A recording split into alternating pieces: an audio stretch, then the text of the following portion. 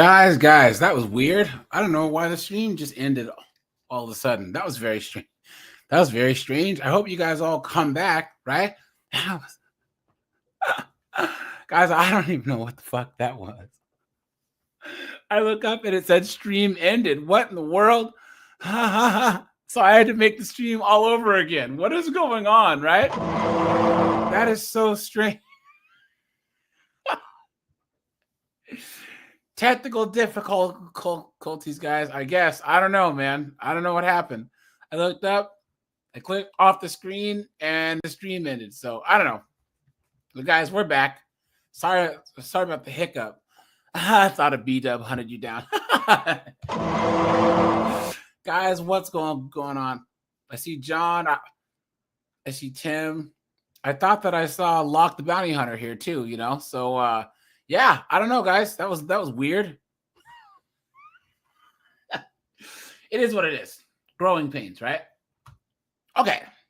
So, guys, today we're going to talk about the one thing that I think all of us men know, and that's that women are each other's worst enemy, right? So they always talk bad about us men. And guys, you know what? Guys, put a 1 if you agree that right now modern women's worst enemy are themselves and Skynet, right? As other women and AI. Those are the two things that are coming for women's necks the most. Guys, not us, because guys, we're indifferent. We don't even care. Bluff City, what's up, man? Lenny's here, John's here. Guys, I'm going to drop the link early. How about that? Let's drop the link early, right? Because you know what's coming up? Because guys, we'll break some news first, and then we're going to spend a lot of time talking about how women can't stand each other. And guys, I know we use the whole elephant in the room thing, but guys, this is the elephant. You know, this is the big pink elephant that is in the room. You know, chicks will not en masse talk about how the person that screwed them over at work the most, screwed them over in their personal life the most, screwed them over at school the most, has been another woman. Period. And then there's such a lack of accountability that they blame. It's like you know, women keep doing bad things to each other because men get blamed for it. So they're mad because like, oh, women have internal misogyny, but that's excusing the bad behavior that's done to you. You know what I'm saying? Rodriguez, what's up, man? Darius is here. Steve25, what's up, man? Good to see you guys, man. Good to see you guys. Give me a second, guys. I gotta do this one thing real fast. Yeah, guys. If the buck stopped with women do bad things to each other and it's women's fault, then maybe, just maybe, that old school social stigma would make them actually start to change. Because that's the only thing that us guys can do and to make things different is to mind our own business. That's it, guys. That's it. You know? So, guys, here you go. You guys remember that New Orleans jailbreak that happened a couple of months ago? Guys, there's been a couple of updates, right? So let's just check this out. Guys, once again, my news intro is kind of loud, so watch your ears.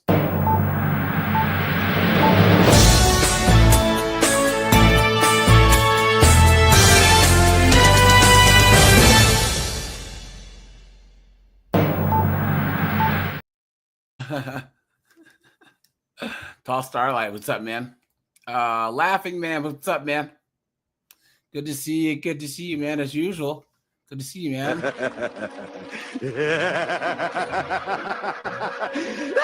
yeah, guys. Like 2 years ago, like a year and a half ago, I used to,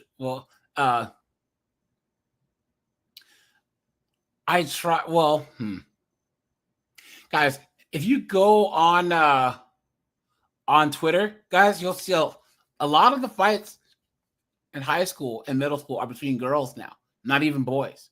So here you go, guys. 2 women accused of helping inmates escape the Orleans Justice Center are set to be arraigned today. That tops our check of the headlines. Equilibrium, the notification was good. My StreamYard just ended the live after like 5 seconds. So I don't know. It's very, very, very, very strange. So hopefully it's not gonna mess anything up. So I had to reschedule the live again, which is very strange. Lines here at 5:08 this Thursday. Those women have a chance to enter a plea deal today, so we'll have to see what happens in court. Are you telling me that this dunderhead right here, he let her work in a jail and she's going to help prisoners escape? You don't say, right? Look at that. Yeah, Keyshawn says, a woman's worst enemy is always another 304. Yep, that's true. It's true. Dejanay Macy is facing an accessories to escape charge. It's unclear whether she's related to Antoine Massey, the latest inmate to be taken back into custody. Now she is being held at the Plaquemines Parish Jail. Diamond White is being held at the same jail for allegedly helping Massey as well. She's set to be arraigned on accessory to escape and obstruction of justice charges. He said Dejanay the Hut. No, guys, you guys did everything right. Oh, my stream just ended. Laughing Man, hey, thanks for becoming a member. Appreciate that, man. And thanks for gifting a membership. Appreciate that, my friends. If you remember Dare Groves, he is the only one of those tent mates who initially escaped that's still on the run this morning. If you have information, call crime. No, guys, there's another one here. Hold on.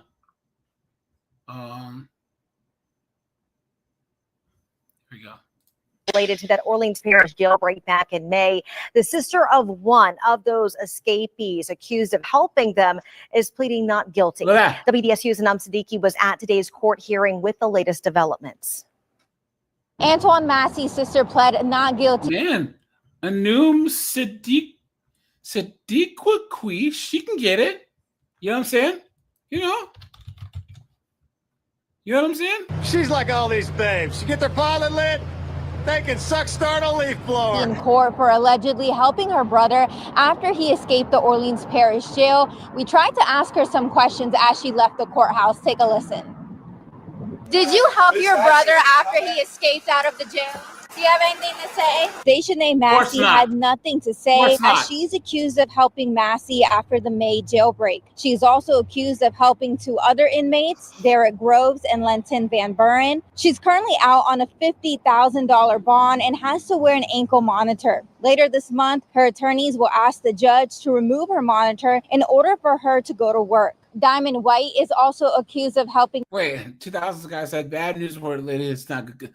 Dude, okay, there's a guys. All right, guys, we need to establish. You know what?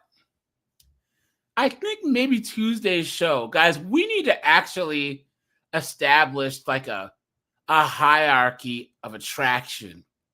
Because guys, we know that there's a difference between hot chicks. There's chicks that we marry. There's chicks that are like hot, and then there's just chicks we would smash. Guys, come on now. You can't say that this chick right here on the screen is not a chick you would smash.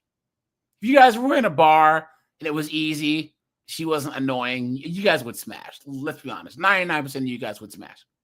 I'm not trying to say that you take her places, that you buy her things, or you friggin' pay for her dinner. I'm just saying that if this chick, if your friend brought over his girlfriend and she was the girlfriend's friend, you guys had a couple of beers and got tipsy, and she wanted to go to your bed, you'd smash. Come on, guys.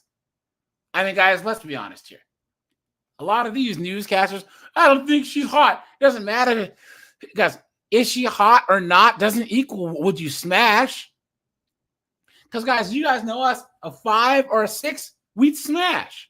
An 8 or a 9, we'd obviously smash. But guys, a 4 in muted light and no one knew about it, you guys know you'd smash.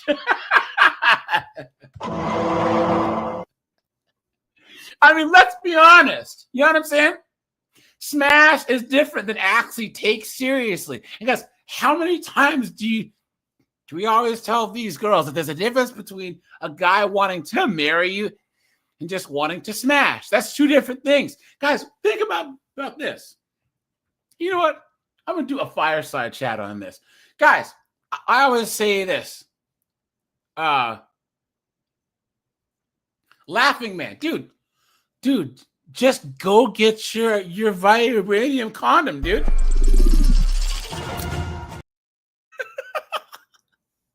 But you guys, I know, right, guys? Honestly,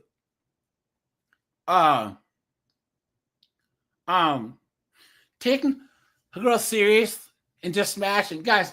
I could smash a chick and she can get hit by a bus tomorrow, and I wouldn't care. That's just how us guys are. You know what I'm saying? You know what? I think that's one of the things about these red pill guys that try and shame guys for taking a layup. You know what I'm saying? Guys, if you're in a dry spell, you know, and you need something to get over the hump, guys, a 5, a 4, you know, a kind of chunky chick, just don't let anyone know you smashed. Just don't put it all over the internet. Take a layup, right? You know, wrap it up, and then guys,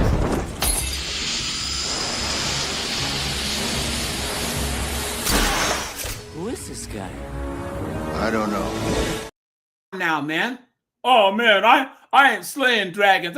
I'm not trying to say to friggin' smash anything. What I'm saying is that a layup's a layup. You know what I'm saying? And I can't stand it when everyone's like, oh man, you know, I'm not. Guys, all guys have smashed a 4 or a 3 in muted light, a 2 a.m. special. Okay? Guys, I'm a realist over here. Yeah, hashtag couple nuts and go, right? Guys, that's a hashtag around here, right? Hashtag couple nuts and go. Guys, get in. I said, don't spend any money. Don't take her anywhere, and you can get out of there, man. You guys are nuts. You guys are nuts. Equilibrium, whiteout, that's fine. But hey, guys, I'm telling you, you had a dry spell. You're at the bar. It's 2 a.m. There's a reason why they call it 2 a.m. specials. And it's not like you're like losing anything. Yeah, Tim Hicks said, you can slay the dragon, just don't leave the trophy in your house. Facts. It says, honestly, what are you losing? I'm losing my dignity. Please. Guys, they say that if a tree falls in the woods, would anyone be there to hear it? If Tim Hicks smashes a 3, and there's no one there to know it, did it really happen?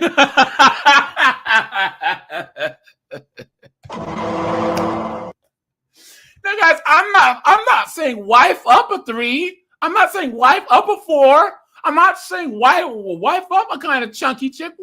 What I'm saying is, guys, 2 a.m. spec. You know what? I gotta do a fireside chat and a video on this, right? Dr. Gonzo, what's up, dude? Equilibrium, whiteout, tall stars. Yeah, because I'm not trying to say that this should be regular behavior. What I'm saying is, if you're hitting a dry spell, you need your confidence back, and it's right there, why not? You know what I'm saying? It's not like you're going to be posting pictures on Facebook with the broad. You know? Guys, yes, thank you. Unless they have photographed or videotape evidence. Oh man, oh man, oh man, oh man. But yeah, guys, like I said, I don't shame guys for freaking, you know, taking a bunt every night.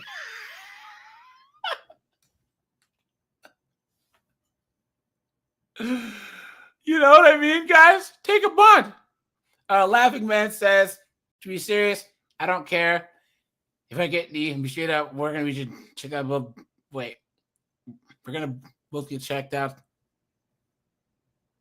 To be fair, I know they don't have anything. Yeah, guys, here's the thing, guys. Obviously, wrap it up every single time. Every time. I know enough guys that have had chicks try and put a baby on them.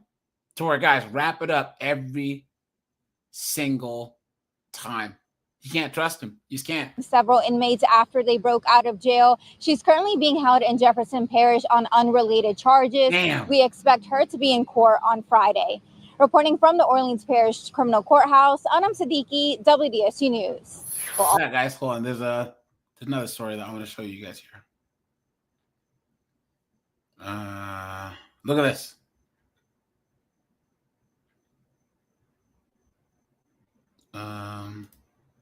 A woman accused of killing a South Fulton police officer while driving drunk was denied bond this morning. The Fulton County judge saying in court today, in his 20 years on the bench, this is the saddest case he's seen. Our Chase Howell was in court today as family members spoke out ahead of the ruling. Love you, my son. Inside Fulton County Courtroom 5E, the family of South Fulton Police Captain Elio Garcia III begged the judge not to give bond to the woman accused of killing him. She was drunk, 98 miles an hour, and killed a human being. Killed my son, Your Honor. That's Elio Garcia Jr., the father of Captain Garcia. And behind him is Santoria McLean, the woman accused of killing Garcia in a head-on collision while allegedly driving drunk. Are you guys shocked? Are you shocked, guys? That it was a B-dub, right? Leaving from the club.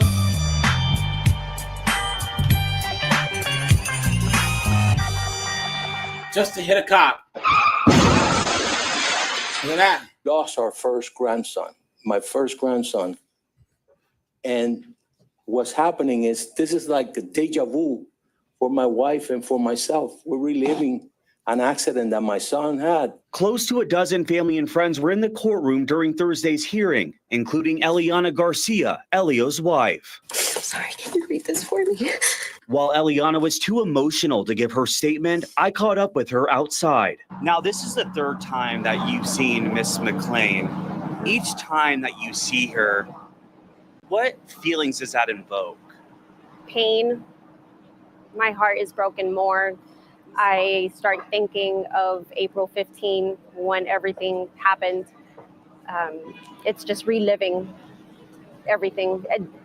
There's just no closure at the moment. And I've seen so much sadness, grief, and tragedy in this room, and nothing happy ever happens in here. And this is probably the saddest case.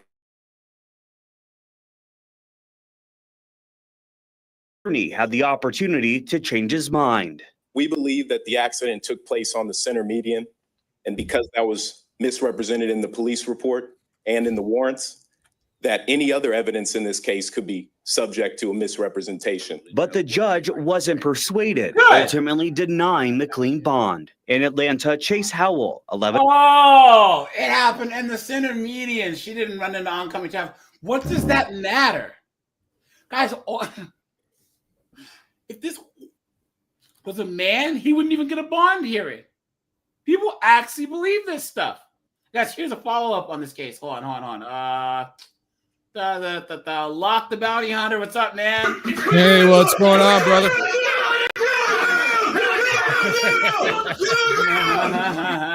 Never get tired of that one, man. How you been? I've been doing okay. Yeah, finally was able to catch a stream, man. I've been looking forward to this. Yeah, man. So wait. So this one, I'm accused. This is it. With breaking news. The family of a fallen South Fulton police officer facing his. Oh, hey, Locke. I gotta tap you for like a kind of politics stream. But did you see when that CNN reporter grilled the governor of Illinois about gerrymandering because they were trying to say guys, put a one if you saw this, because the CNN guy, the governor of Illinois went on CNN and was like, "Oh, the Texas, they're gerrymandering," and because Jasmine Crockett's gonna lose her seat.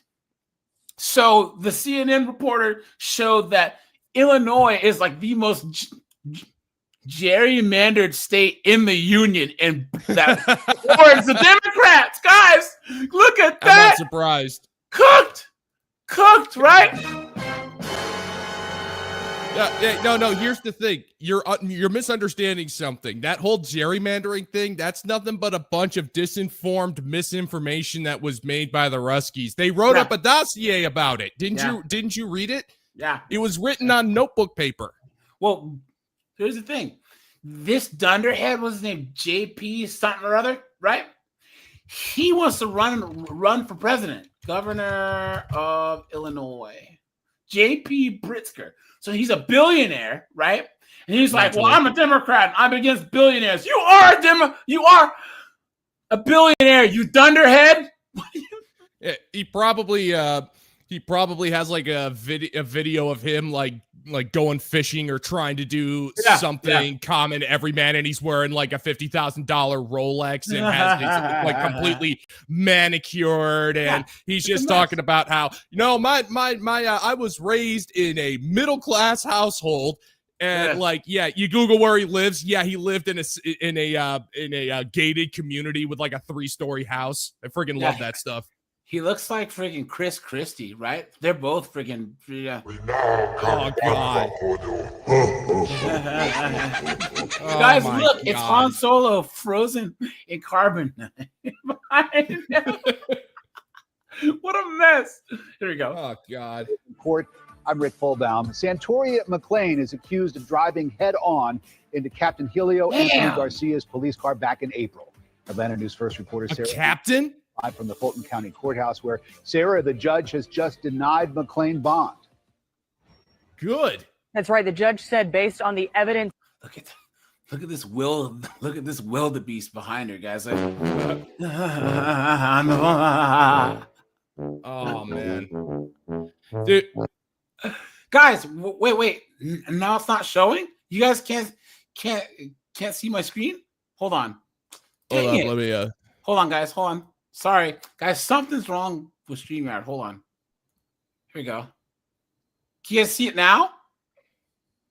What is going on? Hello. Yeah. Can you guys see it? No, actually, I just switched over to the stream tab on YouTube. Yeah, no, there's no screen or anything. Well, I can see that it's sharing. Yeah. Let me try sharing my screen again. Well, guys. Oh man, this is weird. So on the StreamYard view, it shows my avatar, but if I switch over to the YouTube tab, it shows your avatar, but mine is blank. What could be the problem? Here, let me do this. Let me start Google. Here, sorry guys, technical difficulties here.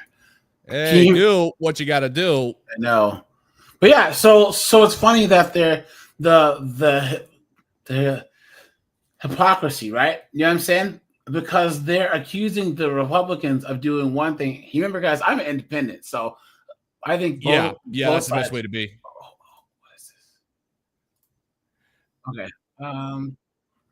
Okay, I'm gonna try sharing my screen one more time. Let's see. I hope it works.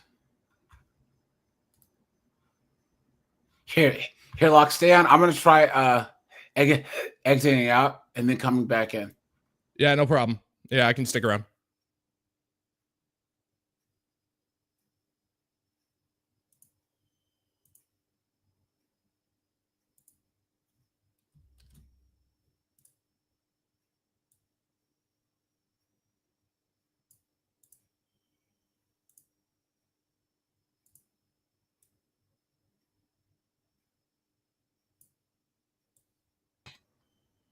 And let's see if I can share my screen now. Let's see. Okay, let's see what it does. Can you see this on the StreamYard screen? What the? Yeah, it's there. It's there. There it is. Aha! Sorry, guys. Yeah. And guys, make sure to go to Locke's channel. Check him out. Let me drop. Yeah, thanks, man. His channel, dude. Dude, I'm doing a video.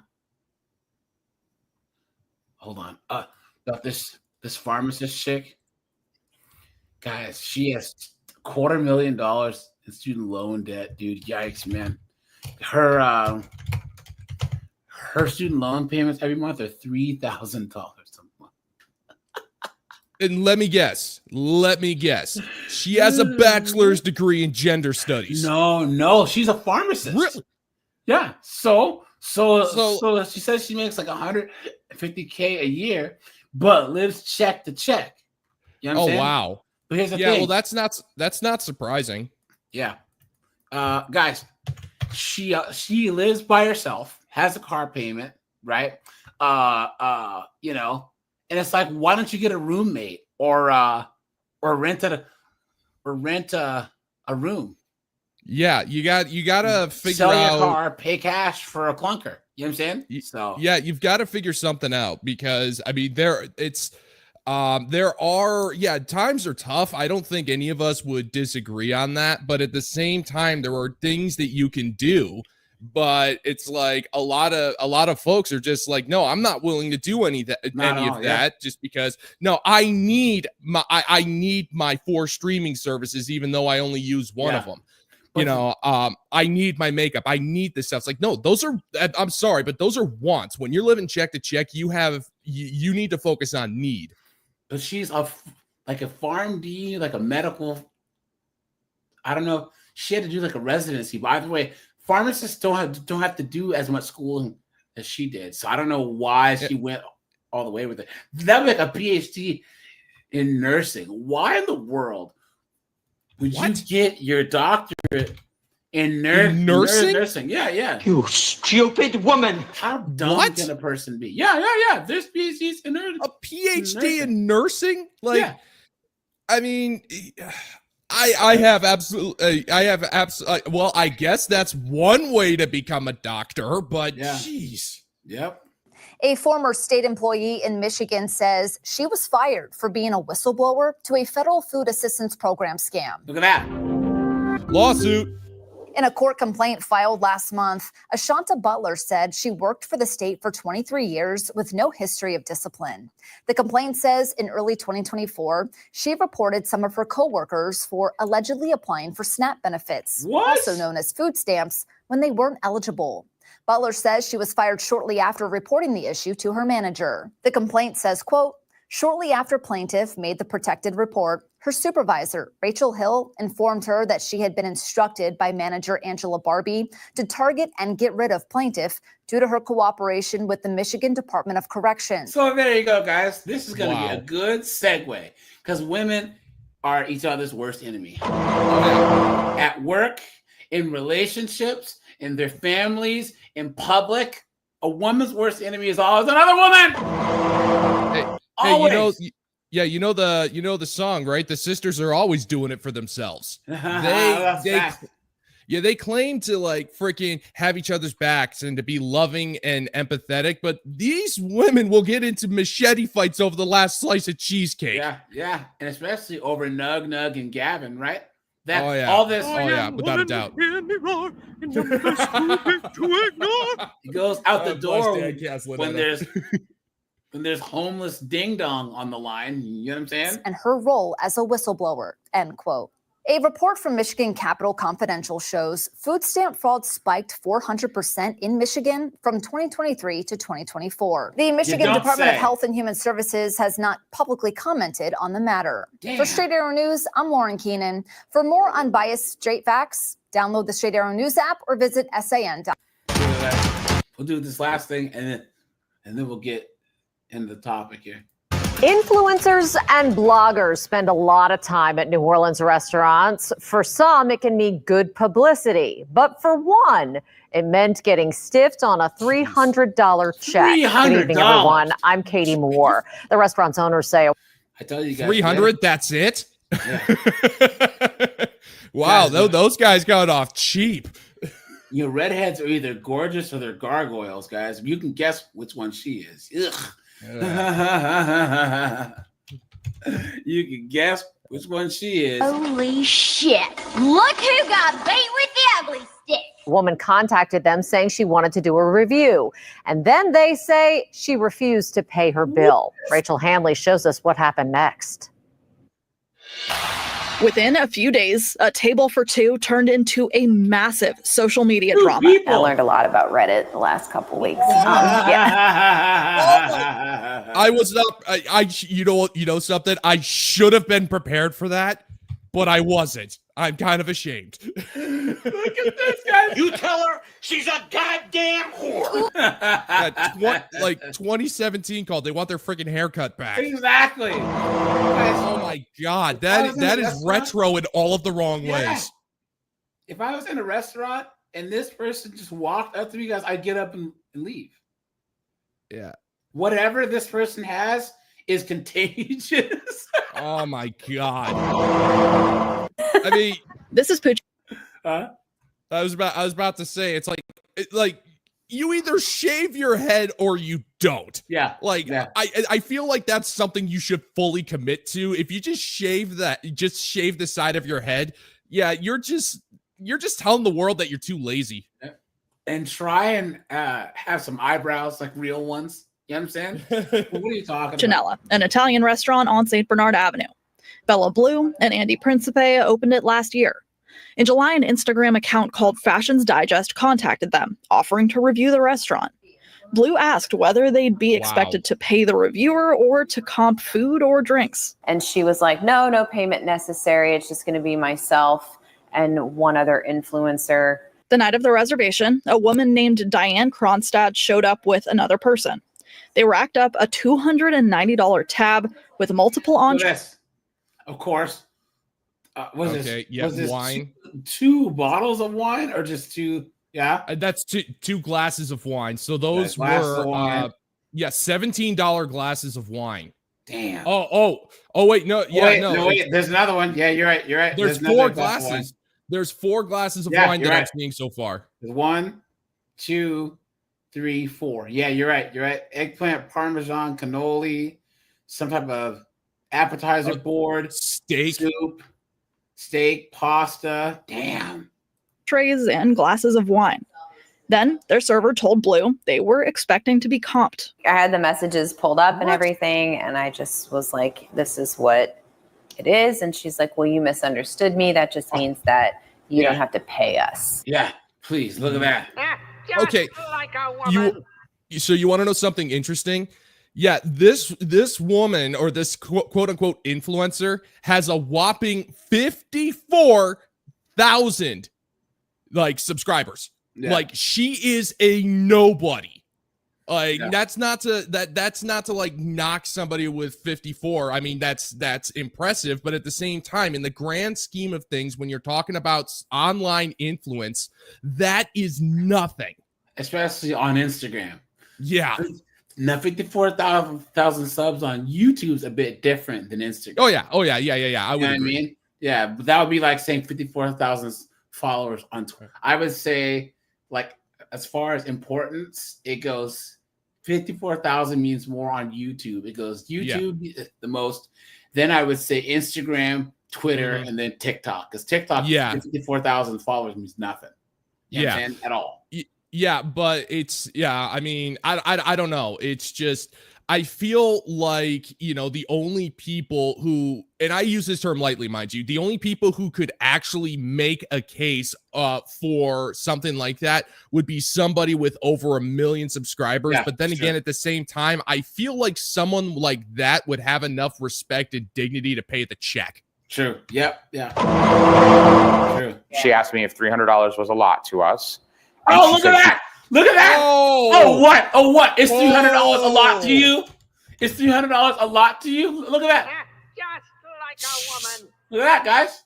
300. Well, if it's not a lot, then you should have no problem paying it. That's what I say. Is it a lot to you because you can't pay it? Yeah. But you know what, guys? If they would have come at this chick directly, then this chick would have put them on blast. So I actually think that they're handling this good. Because they are controlling the narrative instead of letting her. They have to. Oh my God! They said I was poor. They said that $300 is a lot to me. I said I'm poor.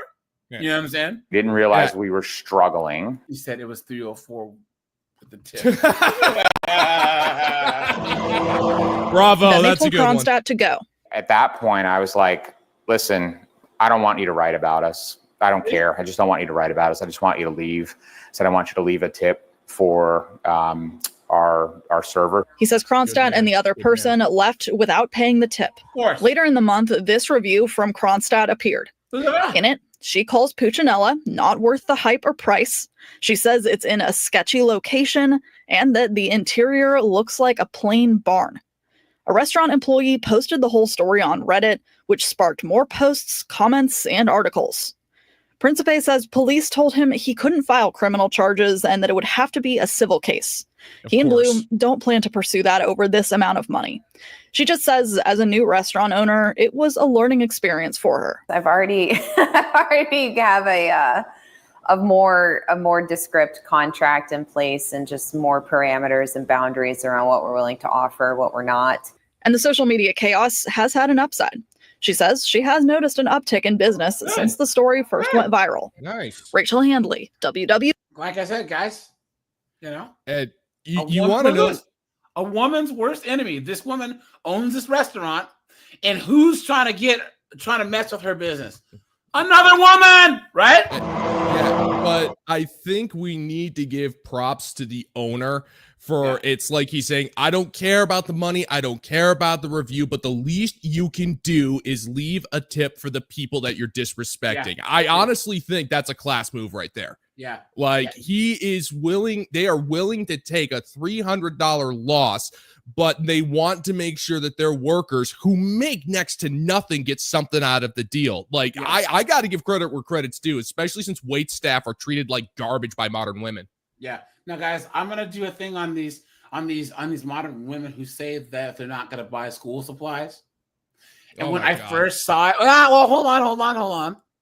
Now, when I first saw that, I was like, this is craziness. But guys, these chicks are saying that they're being told to buy these school supplies, but not to put their kid's name on it, because when the kids come to class, they're supposed to all put everything in the one drawer so all the kids can use it. Meaning, sorry, go ahead. Oh no, keep going. So communism. Yes, that's pretty much what it is. It's like it's communism. I have this video saved, right?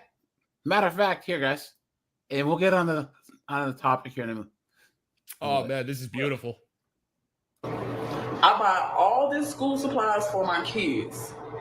They take some of it to school, and the teachers take all of the supplies and tell the kids don't write their names on it. What? That's supplies that I bought my kids. And no offense, I'm not trying to share with no other kids. I'm sorry. I'm not trying to share, okay? And this was before the economy got bad. Yeah. I bought it just for my kids. Sorry, guys. We now can ban okay. Another bad experience I had with school supplies. My daughter took the school supplies to school. It wasn't the brand that the teacher wanted. So she still took the school supplies from my child, put it up and said, no. You're going to use the brand that I bought. Okay, cool. What? Then you buy school supplies, okay? And you know that her teacher's a B-dub, right? Oh, yeah, absolutely. Yeah. Absolutely. Either that...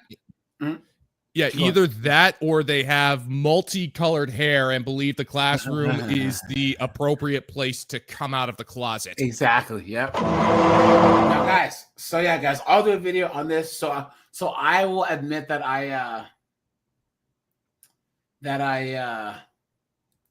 some parents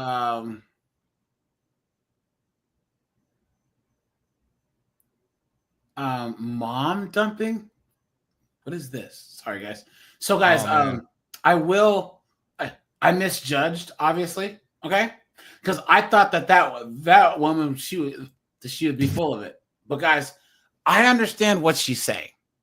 Oh, absolutely. I'm not going to go buy pencils and papers and all this other stuff for my kids, and then they have to break it, have like out of 8 pencils, they're using a half of one because the rest of the other pieces went to another kid. No, that's not how it works. So, all right, guys. So these Steel Fours can't stand each other. Locke, how do you feel about the fact that a woman's worst enemy is AI, and other women. I mean, are you talking about in that particular order? Any order you want, now.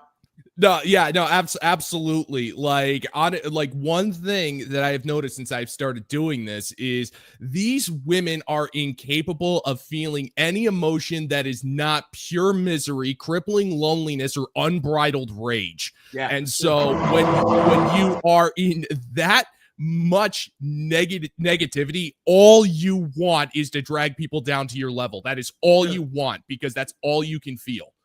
And so it's contagious. It's really no wonder why TikTok is pretty much a cesspool of this stuff. It's true. Yeah, it's very, very, very true. And it's so funny that they always try to blame us men always about everything. And it's all the funny time. because this is why you don't just blindly support one group, guys. I don't blindly support blacks. I don't blindly support whites. I don't blindly support anyone, guys. Your respect is earned, and guys, never, ever just respect. Say that you respect one gender, one whatever, one religion. One guys, respect is earned. You can have common courtesy, but guys, respect is earned. You know what I'm saying? Respect belongs to the individual, not the masses. Guys, look at this.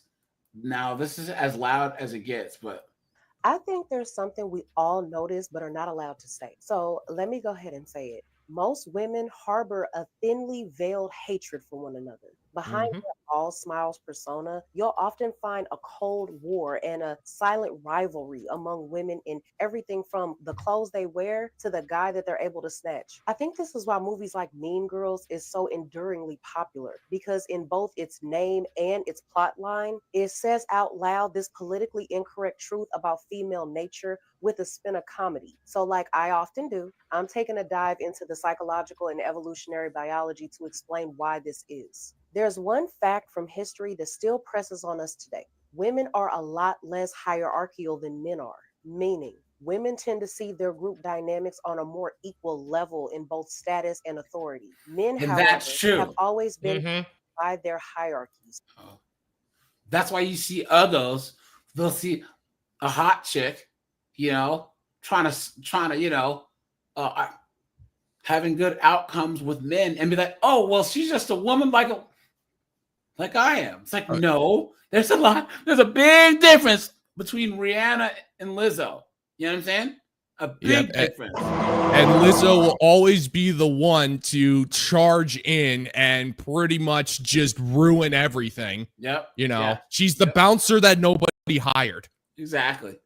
Guys, there's nothing worse than when you lock eyes like a hot chick. Guys, put a 1 in the chat if you've been cock blocked by a biggin, right? You walk into the bar and you're like, what in the world? You're like Spidey sits you see like a 7 or an 8 give you the look and you're like, shit, right? You go over there, but guys, and then biggin just, man, she's just, we now can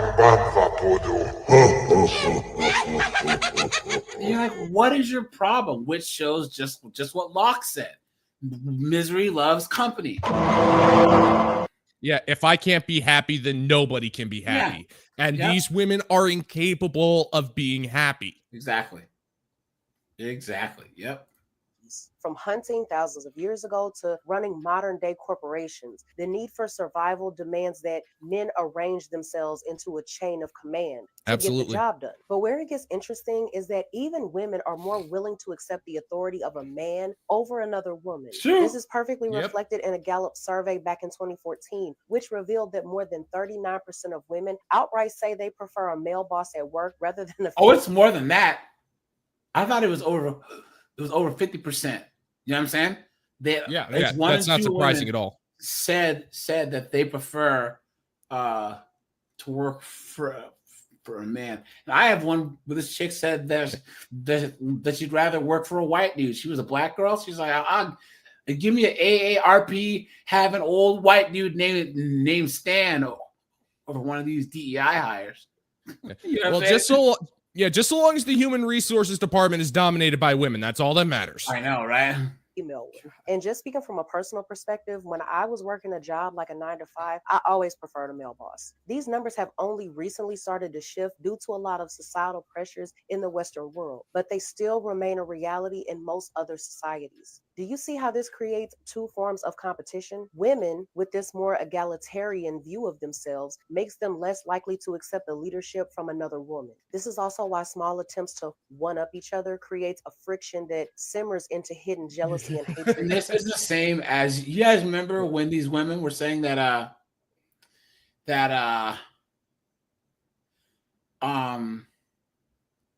they were trying to say to Jordan Peterson, because Jordan Peterson said, look, a lot of it's inherently masculine traits may make you successful in business, right? Like you're ambitious, you're assertive. It's like, well, why don't we have a business that's mostly female traits? It's like, we'll try it. You see what happens. I mean, we don't even need to see that. I mean, we've already seen countless examples in big business of female leadership completely botching it up. I mean, you remember Bud Light, right? Yeah. Like, oh my God. That was one of the funniest things ever. But if you look at like a law firm, so let's just say you have Locke's law firm, and every other law firm there is requires everyone to work 70 hours a week. But you're the most family friendly, you can work 30 hours a week if you want. Law firm, you'll get cooked. And for the record, my law firm is Chadwick and Associates. Have you ever heard of what's sometimes called the queen bee syndrome? Any woman who's worked in a female-led environment can attest to this. The girl boss is often ironically the one belittling and excluding other women in the workplace, almost trying to guard her leadership position like a queen bee. A woman that finds herself in a position of authority over other women isn't so eager to let those other women climb that same ladder and challenge her. And as the gap between their status widen, the mask of empowered feminism drops and the hidden bitchy behavior starts to strongly manifest in an effort to bring other women down. And how does this pan out? I remember Jordan Peterson once made a really, really great point about female antisocial behavior.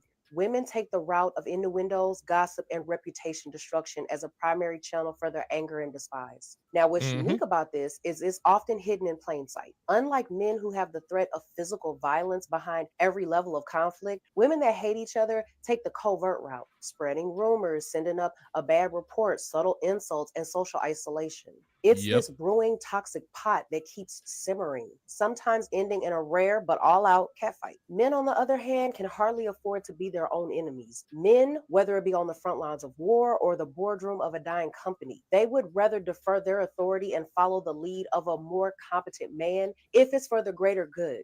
And in the event a disagreement does happen between them, due to the very real threat of each side having the ability to completely destroy each other because both sets of men have innate physical strength, issues usually maintain a certain level of decency until their final moment. This hard line doesn't exist to the same degree among women. So when I say that women hate each other, that's what I mean. Unlike men who can throw punches at each other but then laugh it out later, female antisocial behavior. Yeah, guys, put a 1 in the chat if you and one of your male coworkers just got into it, talking like, "Man, you dumb motherfucker!" And then Monday, "What's up, dude?" And all the women, like, "Oh my God, I thought you guys hated each other." No, we're all like that. No, I mean, that's one of the big things that I'm realizing is that men, for the most part, they know their strength. Yeah. And they not only know it, but they keep it restrained because they know, like, they know. Modern women, especially in the workplace, they don't know their strength, so they have no problem going scorched earth if it means that they'll either benefit emotionally or professionally. I mean, that's just the thing. I mean, that's why, like, I think it was a study. It was released, it must have been like 2-3 years ago, like this university study that proved that female political leaders started more wars than male. Yep, it's true. And that's just because men know the consequences of that type of action. Yep. We can all agree, war freaking sucks. Yeah, it's true. And I also think that it would be smart, guys. So if I ever actually did do like a panel podcast, like like the whatever podcast, guys, I would have like 7 or 8 bags of concrete in the side of the room, right? And you talking about these chicks sorry, go ahead. who thought that they were as strong as men, I'd be like, all right, you get up and you take 7 of those bags over to the other side of the room. Oh, okay. Right. I horribly misunderstood you. I thought you were going to have like literal bags of concrete in the chair with microphones because it would pretty much be the same thing. Yeah, well, it would be better conversation.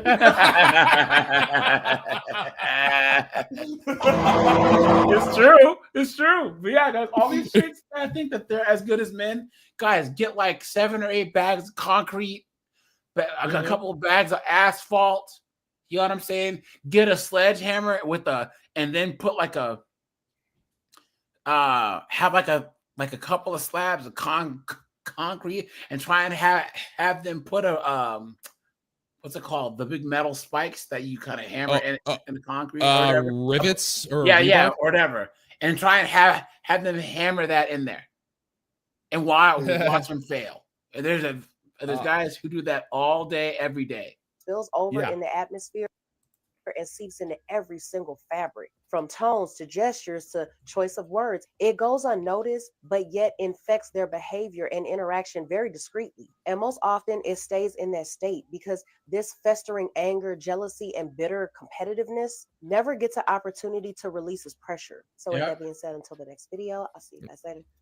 They don't, it's not that they can, it's that they don't want to. Yes. They want to hold on to it. It's you know, like there are plenty of healthy outlets for that kind of emotion, but at the end of the day, none of it works because they don't want it to work. For sure. Yep. And they're still brainwashed into thinking that if I just work in a place where there's more women, it's gonna be awesome. That's like these lesbians, right? Yeah, I'm gonna start dating women, and there's not gonna be any cisgendered hetero males, so it's gonna be paradise, and we're gonna share tampons and scissor all day long day. And then they start dating chicks and figure out you've been had, you've been took, you've been hoodwinked, bamboozled, led astray, run amok. The funny thing is, because I was saying it's like back when modern women were actually threatening men en masse about we're just gonna date women now. I honestly, it's like we immediately called their bluff and we just went, okay, go. Like what? Go. I mean, date women if that's what you want to do. We don't care because you're not talking to us anyways. And so they do it. And then they blame us when everything implodes. It's wonderful. Yep. And the moment that they have a fight with their girlfriend, all of a sudden it's I'm gonna kill your bitch ass bitch. Lenny says scissors. Leonard says scissors. Scissor me timbers. Captain Ballsy, what's up, dude? Oh man. Beijai, what's up, dude? Good to see you, man. I haven't been saying hi to you guys because of this. My technical problems. Rayzai, what's up, dude?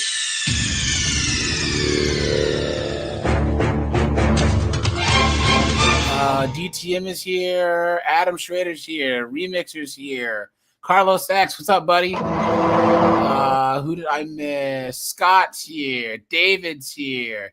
Steve M is here. Dante's here. What's going on, guys? Guys, make sure to you are a sub, guys. I am trying to hit 17K here. Hopefully, I can hit 17K by the end of the week. That would be 17, sweet. guys. You know what I'm saying? And hey, guys, remind me towards the end of the stream, guys. I have 2 lesbian body cams we can watch. I was gonna save them for a stream, but we can do an all lesbian one pretty soon on the other channel. But guys, remind me that I want to show you guys one of them. So let's check this out. I finally figured it out. I know why women have started promoting promiscuity as acceptable. It's not because they believe in female empowerment. It's because they're double-crossing and duping each other out of the dating market. Women used to slut shame, but now they just encourage each other to be sluts so that they're less of one. They're not going to give it up on the first date, you know. like a slut. They don't have an OnlyFans, like a slut. But they also don't have to make men wait like those prudes. They're the perfect combination of not too slutty, but also not too boring. So they avoid the label of slut, but they also win the race against the girl that makes them wait too long. Many people like to think that dating is nothing more than men competing for women. But the reality is that that's actually an absurd and disrespectful oversight of female intelligence and agency. Women aren't just waiting around for men to come knocking on their hypothetical doors. They're competing for our attention and our commitment. And new modern developments like sex work normalization and body positivity are just female on female psyops. As men, we compete against one another. Women simply look to remove their competitors completely. The more you understand about that, the more you understand why the dating market is currently as fucked up as it is. I finally figured What's it out. funny though, well, there is one thing that I would disagree with him. See, back in the day, there was a more basic understanding that women have to compete for men, right? It's just how it worked. Mm-hmm. All the women in the small town knew that there was the rich guy, there was the lawyer, there was the doctor, and all the women, either in high school or college, they competed for that guy. If they didn't get him, they would settle. You know what I'm saying? Like, they would settle into their lane, not settle, but they would settle into their lane. Like, if they're 7, they would try and get a 7 guy. If they couldn't get a 10, right? So they played within their league because that's what they had. Yes, but now all chicks think that they're 10s. They don't think they should have to compete for the guy they want. Kevin Samuels showed that the idea of a woman actually having to compete for the guy she wants. How dare you? Right? And then, guys, women do psyops to each other as far as it's competition for each other. The reason why these chicks get these crazy BBLs and these tattoos, these long weaves, it's not for men, it's for other women, guys. Yep. Guys, the more crazy that a chick looks, okay, a girl with all the tattoos and the weave and the BBL is like a guy who's like a big buff bodybuilder. You guys know how like guys get jacked. It's not for chicks anymore. It's for dudes. If you've ever been like big, or been around a guy who's been like huge, other guys, yo, bro, you're totally jacked, bro. It's not about chicks anymore. It's about dudes. You know what I'm saying? Chicks are the same way. So, and the biggest difference between a dude who gets jacked and a chick who gets a BBL is that the dude got jacked through hard work, assuming he's not on any performance enhancers. But even if he is on performance enhancers, it still takes work. Guys, trust me. Yeah, it does. I know a guy at my old gym. This is back in college, and he always used to brag about being on roids, but he looked terrible because he didn't push himself. Arnold broke into the gym at night so he could work out. So you could take all the gear you want, but you don't have a hard work ethic or good work ethic. You look like that. So. No, if you want to talk about competition between dudes, like I've got very sharp opinions on Arnold, but this one is pretty funny. Like when they were filming Predator, all of the dudes in that squad, Jesse, Carl, and Arnold, would actually try to one up each other by getting to the gym in the morning an hour before the other guy. It became a friendly competition, but with modern women, it's not friendly. Not at all. They are. Oh God, no! It's like competition is war with them. Yeah. Hold on, guys. Look at this. I gotta show you guys this. Hold on. C-Grip. What's up, buddy? What's going on, brother? Good to see you, man. Guys, check this out. Going, man? Let me do this here. I gotta do this quick. Hold on. Now. Yeah, I gotta step back. I'll be right back. Cool. All right, man. Let's do this. Okay. I just gotta go here quick and pull this up. This is a perfect example of what we're talking about, guys. Look. Check this out, guys. Guys, today I suffered a devastating loss. I'm at the gym halfway through my workout. I'm going up to the water fountain, and here comes my gym nemesis walking towards me. I'm like, hold on, guys. Hold on. Sorry, guys. Hold on. I gotta do one thing here. Sorry, guys. I suffered a devastating loss. I'm at the gym halfway through my workout. I'm going up to the water fountain, and here comes my gym nemesis walking towards me. I'm like, all right, he's about to pass me, but he's walking directly towards me, like we're about to meet. And I look at his eyes, and it doesn't have that hate and resentment that I'm used to. which is freaking weird that he approaches me and extends his arm for a fist bump. What the fuck is going on? All right. He's like, dude, I gotta tell you something. What? It was good hating you. Yeah. I fucking hate you too. I got a job up north, man. I'm not gonna be here anymore. Not gonna be at the gym. Bro, what? I've made so much gains hating you. Like, I made so much gains hating you too. But everything has to come to an end. You think I want this to end? I wish we could hate each other forever. But you're gonna have to find a new me. There is no other you, man. I fucking hate you, bro. I know, dog. I fucking hate you too. And then we actually hugged it out, which felt weird. It made me even more angry. It's like I'm done my workout. And he's walking towards the door. And I'm like, bro! He turns around. Like, I fucking hate you, nigga. And he nods his head. It's like, I fucking hate you too, nigga. Which was a little awkward because he's white, so I'm not quite sure if the imaginary was even on his side. I'm gonna miss that guy. So now I gotta find a new gem nemesis.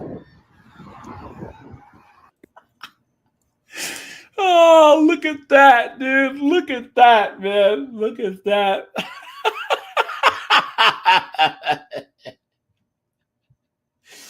Oh, someone says, I'm never going to hate again the way that I hate with you. Someone says, I found you have to learn to hate yourself first, and then you will truly be ready to hate someone else.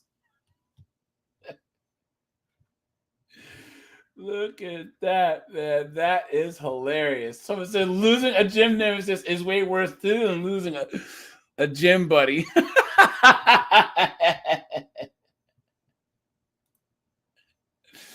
Look at that, man. Look at that. That is hilarious, man. Anyways, I digress. Jameson, what's up, dude? Good to see you, man. Women hate each other, and it's not a joke. Yesterday, I saw a video about a lady. She was like, she doesn't understand how these married women will be making steak and pap early at 5 a.m. But she was not throwing shade at these women at all, to be honest. She was just sharing her opinion. The hate was in her comments. There were so many women who were hating on those women. And it still baffles me because most of them were single. Like, if you're single, why do you even want to throw shades on someone who has something that you don't have? Because women hate each other. Guys, the moment that a woman with a bunch of friends has a boyfriend, all of a sudden they all go crazy, right? Yeah, guys, she has a mustache. Weird. You commenting and being angry at people who have got cars while you're still walking. I don't understand it. I understand. And that's why I always say social media has become so toxic. It's a place where miserable people can come and share their misery and rain on your parade just to make you feel like there's something wrong you're doing. If it is someone else's love language to cook for their husbands. All right, okay. You guys get it. Okay, here we go. Women really don't care about other women for real. They care about how you look, and the only reason they care about is because when they care about how you look, they get to see what men paying attention to you. That's the only reason they even care about that. Yeah. Only reason women care about how you look is because they want to know where they man looking at and what the men's is looking at. And guys, that's why chicks say that, was it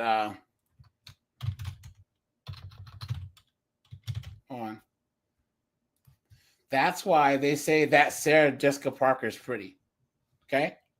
So the only reason why this chick has made it as far as she has is because they don't have to worry about their husbands banging this chick while she's not around. Guys, look at Sarah Jessica Parker, dude. Look at that, man. Look at that.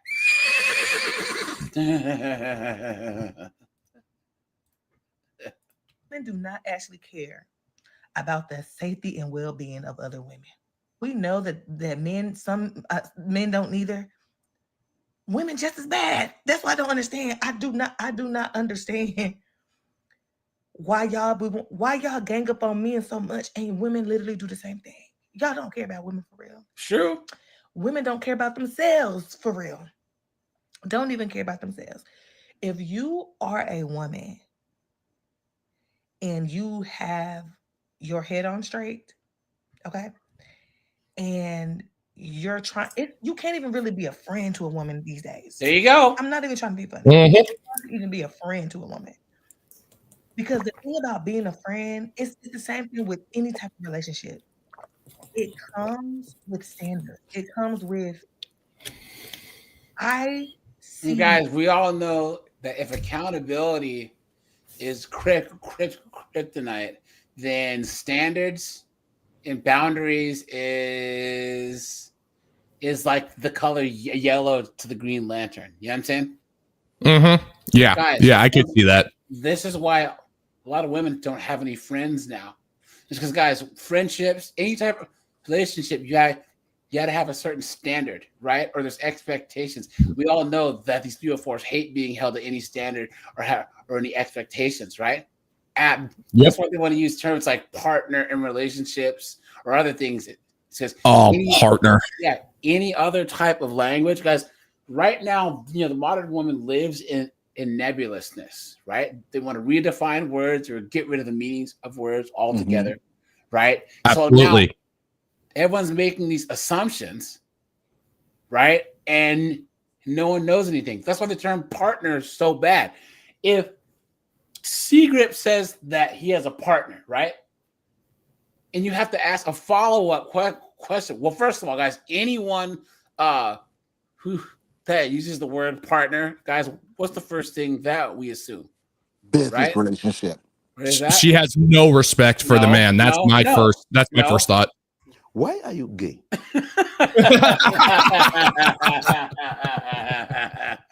Touche. I assume that they're LDHG TV. Honestly, if you say you have a partner, I assume that it's the same sex person. Yeah, that too. Yeah. No, fair enough. Yeah, that is true. That is true. Yeah, but here's the thing. I use the term non-descriptive descriptors. Okay, guys, let's go over a couple. Spiritual, I hate that word. Mm-hmm. Spiritual doesn't mean anything. If you tell me you're spiritual, I have to ask a follow-up question because I don't know what that means. It means nothing. Yes, partner, right? What does that mean? Sorry, go ahead. No, keep going. Okay, so I actually personally find it terrifying how much they easily are able to redefine words. Yeah, because it's like one of the most offensive ones for me is trauma. Yeah. I find that offensive. Yeah. Like there are people out there who suffer from legitimate trauma from PTSD, something horrible that happened to them. And they go, oh, the date was traumatic because he made me pay. Like, that's not trauma. Shame on you. Yep, that's true. Guys, how about the most nebulous, misused, but damaging word is SA? How about that, right? Oh. SA, guys. Oh, yeah, that's the one. Guys, the way that they use SA, they include violent R word in with catcalling. That's crazy. So to actually put those two things in the same bucket is absolutely insane. Oh, manifesting. Someone said manifesting. Someone said journey partner. Oh, yeah, journey. yeah. Journey's a bad one too, dude. Yeah. Scott, hold on, Scott.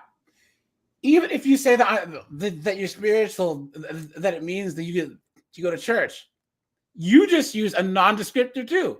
Which church? Are you Catholic? Are you Protestant? Are you Lutheran? Are you Mormon? Do you see? If I kept it, you should make it as easy for people to understand you as possible. I'm a Christian. Well, what religion are you? Or are you a believer? Well, I'm a Muslim. I'm a Mormon. I'm a Catholic. You know what I'm saying? Be concise with your language. I'm not going to dump on you, Scott, but I think that like women take this times 1,000. You know what I'm saying? Mm-hmm. To you, Scott, you're using the term spiritual in the like classic Protestant way that people use use it. 20 years ago, spiritual meant I go to church every now and then. You know what I'm saying? I'm just Protestant. But now spiritual means that, well, I have like a dream catcher like tattooed on my forehead, bro. It's like, what do you talk crystals and stuff, you know?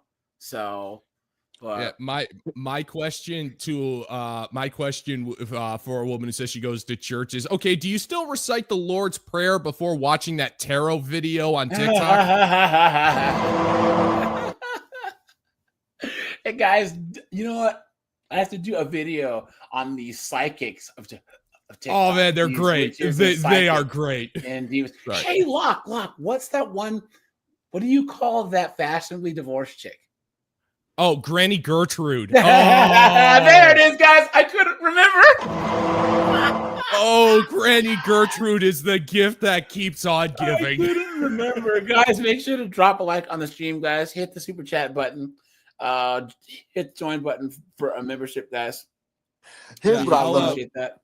I'll get you a Granny Gertrude segment coming up. I'll make one for you, man. Secret, what were you saying? Here's what I learned about women based on the original premise of the show. They don't care. They're okay with you doing well. They just don't want you doing better than they are. They don't want you to have a man that's better looking than them. They want you to have a good man. They don't want him to be better than their man. Secret, I disagree. They don't want their friends to have a man, period. Especially if they don't have one. Yeah. Oh yeah. Here's the thing. That just goes on what I'm saying. Like I said, they don't want you doing better than them. So they don't got a man. They don't want you having a man. That's true. If Yeah, you do got a man, they don't want that man being better than them. They don't want your man being richer than their man. They don't want you living in a better house than they do. Whereas with men, we congratulate you. I'm gonna talk about O'Shea and Kevin Samuels. We all know because Kevin Samuels have always given his props to O'Shea for helping him build his platform up. And he surpassed O'Shea. O'Shea, there was no hate, no nothing. Congratulate him. And as a matter of fact, he pushed O'Shea. He made O'Shea step up his game to start posting more. Iron sharpens iron. That's what real men are about. That's what real men do. We push, we motivate, and we congratulate. Hey, guys, this is Tim Hicks. Who else is black in here? Rajai. Secret. You guys remember? You guys remember the Beef Network? Remember them? Okay. Mm-hmm. So you remember Kevin Samuels came on there? Anton Daniels, he used to be on there. You guys notice they only have 103,000 subs? Everyone else that blew up during the cough is at 800,000 subs. Okay? Now, guess what? Look at where Anton is.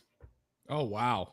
You know why? Because he got out of there. Because he left. Because it's Lapeef, foolish, toxic drama foolishness. You got B-dubs acting stupid. You got black men acting like females. God, that channel used to irk me so much. You know, nothing productive, just drama. And of course, everyone that comes on there is like, oh man, Anton, he's sold out. He's got 800,000 subs.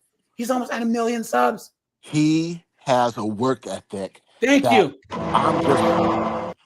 This MFer. Yeah. He every time I turn around, he posts like 10, 15, 20 videos a day. He's a workhorse. Yes. Oh yeah. On multiple channels too.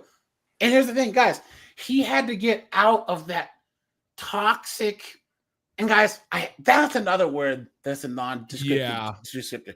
But guys, just all this drama and arguing. You don't really see Anton beef with anyone, and he learned that from Kevin Samuels. I was talking to another content creator the other day, and I was saying, guys, Anton had Kevin Samuels on the Lapeef thing, and he goes, Kevin, how do you not beef with people? Because your name is in everyone's mouth. Kevin says, because it ain't worth my time. Locke. Exactly. I'm telling you, I think you and I had talked about this offline. Because one day, maybe it might not be next year, whatever, you'll have 80, 90, 100,000 subs. Just like we had told each other, we will not beef with any other YouTubers, man. Oh yeah, there's no for the record, I've only had beef with one other content creator, but that is because that particular content creator was literally stealing my work word for word. Yeah, that was the only time. Anybody else, you know, like in the comment section, there's always going to be people who say you suck or whatever. It's like, okay, you know, hey, fair enough. I don't have beef with anybody because I don't have that kind of time. Like, for crying out loud. Guys, Kevin, he only had one channel. He never got demonetized. And his channel's still growing. When he passed away, he had 1.69 million subs. He's at almost 2 million subscribers, and his daughter runs his channel now. So they like release unreleased stuff and other things. You know what I'm saying? But guys, his channel's doing better since he's passed on than a lot of others that were hating on him and acting stupid. You know what I'm saying? Because I just don't understand why. Like, why? Look, if Secret hits me up in Discord and says, AJ, man, I bought a Lambo. Check this out. I'm going to say congratulations. That's going to motivate me. Guys, never surround yourself with people who hate. Who are, oh man, Lock the Bounty Hunter, he hit 20,000 subs, he ain't shit. Why would you talk to that person? Why? And you have millennials and Gen Z men that act like these females, man. They're raised by single moms, so they act the same way. Guys, put a 1 in the chat if it was someone in your family, someone in your fraternity, someone in the military, one of your friends' friends that was always just hating on you.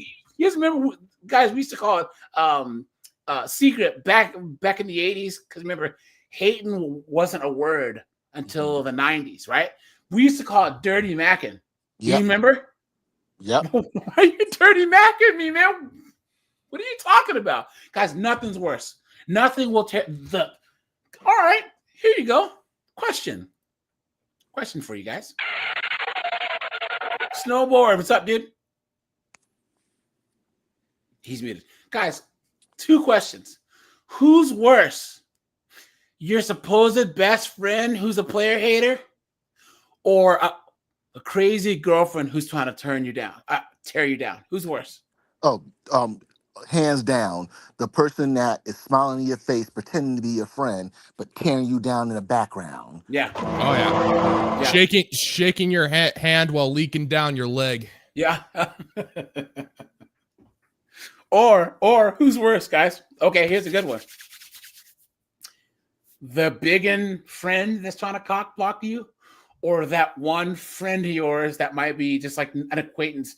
That's that one guy that can't stand the fact that anyone else in the group's getting play, so he's trying to cock block you. Who's worse? Oh, that's a tough one. Oh man, God. What were the two? Yeah. So, oh God. It's the guy. Can my answer be yes? Yeah, I would say that it's the guy, because men aren't supposed to act like that. Yeah, no, I agree. Sorry. Yeah. Guys, I celebrate men's success so much. I remember my last night down in Texas before I moved to Pennsylvania. There was a guy in the bar. He was like him and his 4 buddies, right? And he had just made from second lieutenant to first lieutenant in the Army. He just got his promotion. Nice. So I said, hey guys, shots on me. You ready? Yeah, thanks, bro. Dude, that's a big accomplishment. You know what I'm saying? He's an officer who just went up a rank. That's a big deal. You know what I'm saying? Oh yeah. So, thanks, bro. You don't even know this guy. Well, I don't need to. You know what I'm saying? Congrats. So like, always celebrate men's successes, man. Because I guarantee not a lot of people in that guy's life does. His wife probably doesn't care he got promoted. His knuckleheaded kids probably don't. His knuckleheaded, best friend who's probably mad that he married the chick that he likes is a player hater. You know what I'm saying? So guys, I always congratulate dudes. If Snowboard hits me up in like 3 or 4 years and he started a business and all of a sudden he's a millionaire, good on him, man. You know, that's going to motivate me to do better. So you want to hear something funny? When I was living in Puerto Plata, my next door neighbor, he and I became friends, and this was someone who was just, just in his own world. And I taught him how to, navigate and date and meet women. And he just literally took what I taught him and took it to the next level. And the reason why I bring this up was about a year ago. I'm messaging him on WhatsApp because he's sharing his feed, and I'm just like in awe. And I'm just like, look, I'm so proud of you. You're living your best life. And his response was, it was because of what you taught me. And I said, nah, this is one of those situations where the student has surpassed the master. I need to learn from you now. Yeah. I was just about to say that. Like, it's like there is a good amount of pride that the master has when he sees that the student has surpassed him. Yeah. It's true.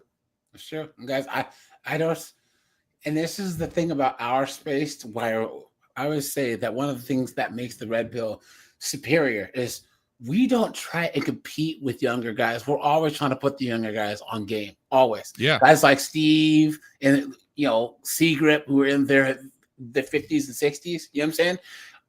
They're trying to put guys my age and our mid 40s, guys that are in their mid 30s and 20s.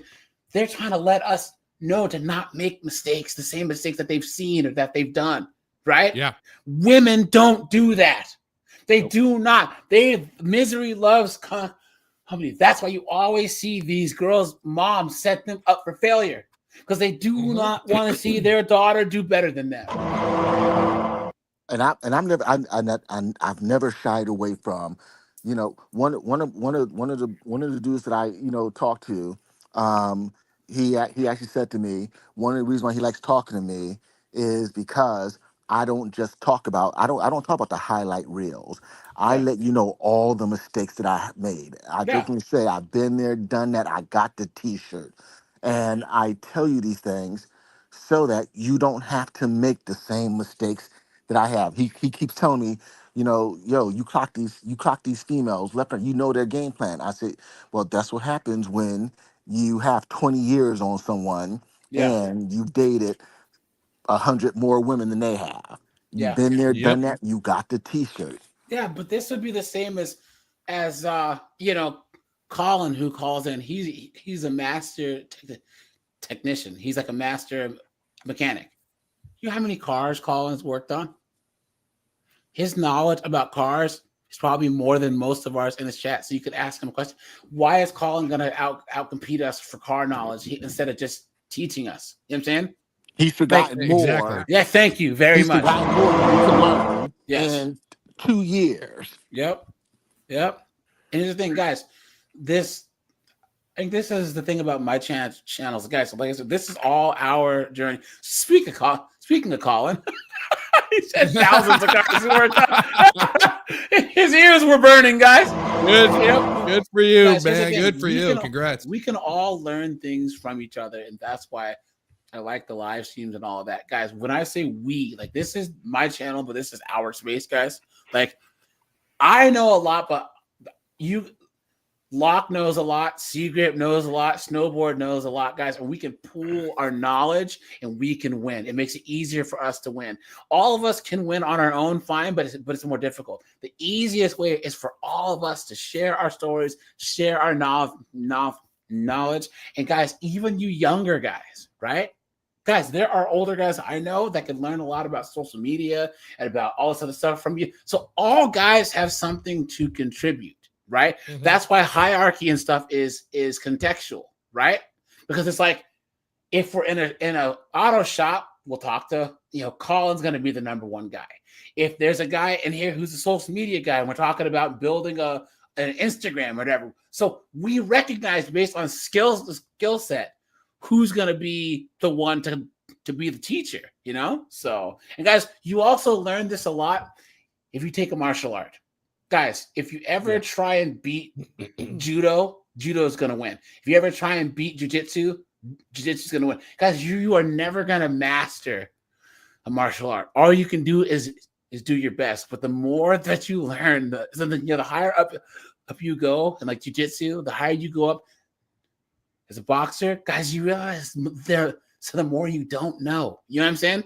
Absolutely. Like, that's actually a mindset that I have. I don't know if it's defeatist or not, but it's like I've actually people like say, no, dude, you're a smart guy. I look at them and say, it's like I actually look at them and say, yeah, actually, I don't know much, because I believe if I don't know much, then I can actually learn more.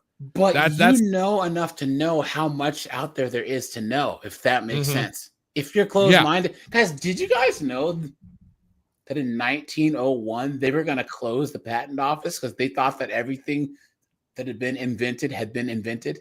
Everything that was going to be invented had been invented. They were actually fielding the idea of closing the patent office.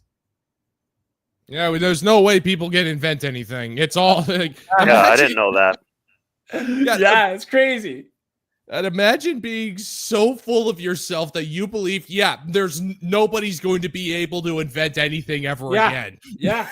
But this is when they first started having like street lights and trains were becoming like everywhere and all this other stuff. And electricity and like the telegraph and the early telephones were kind of out there. You know what I'm saying? But that's what they're like, oh, well, there's nothing really else we can do. So this is before cars were mass produced, before airplanes. This is before all of that, guys. And then think about it. From 1914 to 1945, think about the technological innovations we had. We went from biplanes to jets, nukes, and radar. Yeah. You know what I'm saying? And like 30 years, crazy. So oh yeah, absolutely. And the thing is, my response to that, just as a dude, it's like, hold up, so you're meaning to tell me that there isn't a guy out there who's figuring out a bigger and better way to blow stuff up? It is true, guys. War is the catalyst for innovation, period. Absolutely. That's why the Europeans were so much more technologically advanced. It's not because they were smarter. It's because they were fighting each other more. Europe is a very small landmass. And you had a bunch of people crammed in a small little landmass, and they would fight and fight and fight and fight and fight and fight and fight. So they would try and have more technology to kill each other. Yeah. And you know I mean, when you think about it, it's not just the actual warfare as well. When you're actually talking about innovation in wartime, you're also talking about survival. You're talking about medical. You're talking about architecture. You're talking about a lot of different things. Yes, the fighting is a part of it, but there's a lot more, because when you're in war, necessity and efficiency become key. Because if you're talking about a bunch of people crammed into one small space, it's not okay. Papua New Guinea has the most languages and cultures in one small area. They have people that they have civilizations that are like less than 5 miles apart, but their languages are completely different because the jungle in between the mountains or whatever is so thick that those civilizations, one of them broke off from the other, and they were separated for over thousands of years. So Papua New Guinea has these small pockets of civilizations that are so close, but they're completely different because they're isolated. Whereas Europe, they were in this small area, and you could travel freely in between those areas. Whereas in Africa, North America, South America, right, there was so much land that you could just walk away and be like, I'm never going to see you again, and there was no beef. Tribes fought, obviously. The larger tribes fought. But all in all, it didn't happen as much because there was so much resource, food, water, shelter, animals to hunt, or whatever. Whereas Europe, they were just stuck. They're stuck in this small little area the size of the Pacific Northwest, So. Well, I'm about to put my tin hat on, so I want you guys to check me if I'm wrong. But on the same thread about warfare, creating technological advancement. We are at war right now.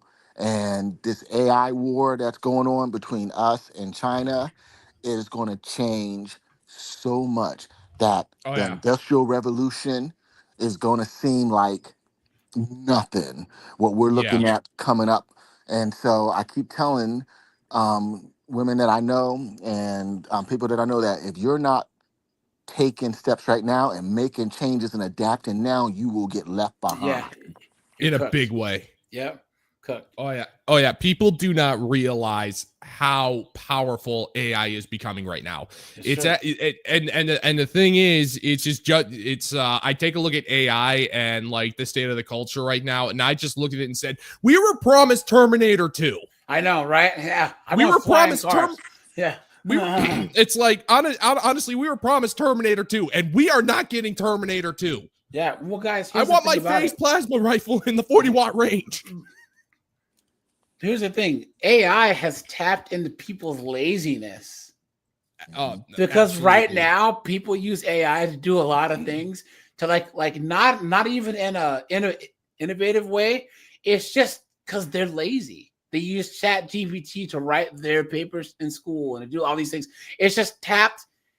It's like they looked into people's natural like need to be lazy and pushed for AI. So, Batty Commander, what's up, dude? Garrett Grant, how's it going, my friend? Good to see you. Good to see you, man.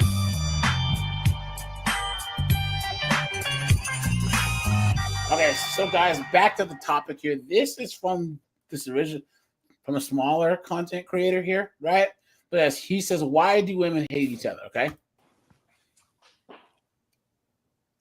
few days ago, I was talking with a woman in my home about how women naturally hate each other. Can I add something before we start this? Yeah.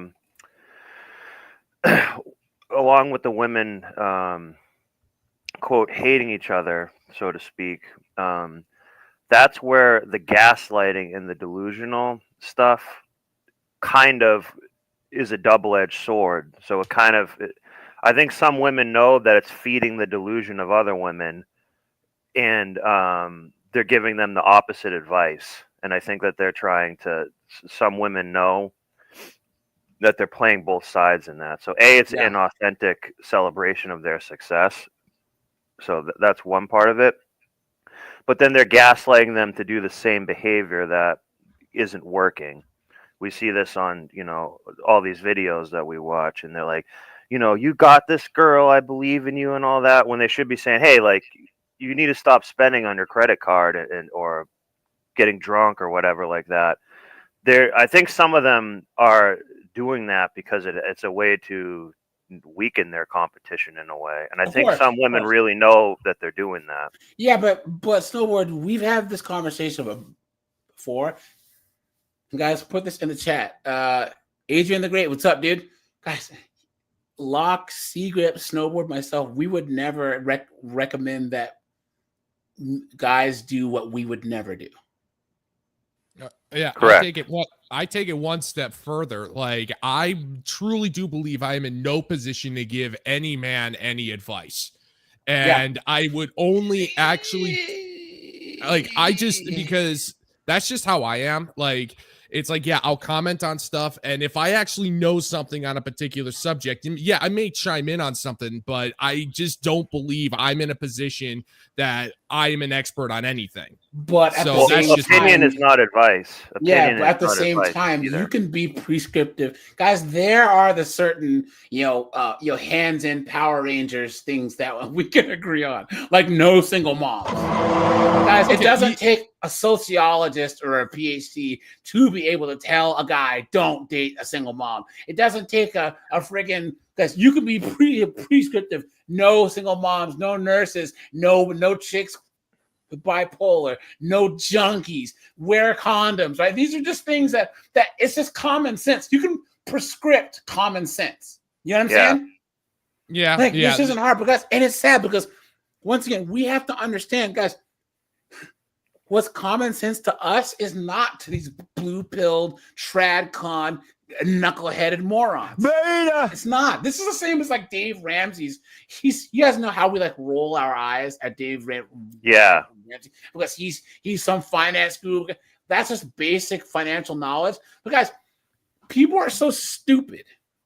They're so dumb that they pay thousands of dollars for his financial guru course that Lock, Secret, Snowboard, 2000s guy, TJ, all of us just knew because our dads taught us that. You know what I'm saying? So we can't assume that like what we believe, what we can prescribe, we have a level of expertise in thinking because we're red pill and we've seen it play out. You know what I'm saying? You don't need to be some sociologist, whatever. I'm not very prescriptive on this channel, but there are things that you guys have to know. You have to know. You know what I'm saying? You have to know you got to stay away from single moms. You have to know that you don't friggin' spend your 20s in these crazy, friend zones and or these relationships with these toxic chicks. You know what I'm saying? You have to know that part's fair. Yeah. And I'm gonna give some pushback on that because I remember telling certain people in my life that don't try to turn, a garden tool into a housewife. Yeah. And I had to jump. It took me for several months. I had to go back and forth with a friend of mine who's actually a lawyer and owns his own practice in regards to why are you taking care of and supporting and wiping up a woman you met in a casa. You can't, and like I said, you don't have to be a rocket science to know that. And once again, been there, done that, got the t-shirt. I don't believe in the garden tool with a heart of gold. Yeah, no, those do not exist. Yeah. You mean you're Ho, not ho, gonna Power swoop in? This is not a Disney movie. This is not a Disney movie. You mean Secret? You aren't gonna friggin' swoop in and save the day? Here I come Look, to save the day. I tell men all the time, I took the S off my chest a long time ago. Look, I was a simp. Absolutely. I tried to, Captain Save a Tool and Dr. Fix a Chick, and it does not work. No, they don't want to be fixed. And I tried for years. So when I give men this advice, and when I tell you, like, look, look, some people need to learn the hard way. And if you're that kind of person, so be it. Yep, guys, this is what happens when you try and play Captain Save a. You guys remember this guy? Grand Central Terminal. The victim recovering tonight. That random attack at Grand Central Terminal. The victim recovering tonight says he was physically attacked overnight after trying to step in to help a woman who was being verbally attacked. Well, tonight, that Good Samaritan telling his story only to Eyewitness News reporter Josh Einiger. He has a shattered eye socket, a broken jaw. Oh, yeah. Gash in the back of his head. It's not a way to. How ironic. A gash in the back of his head trying to save some cash.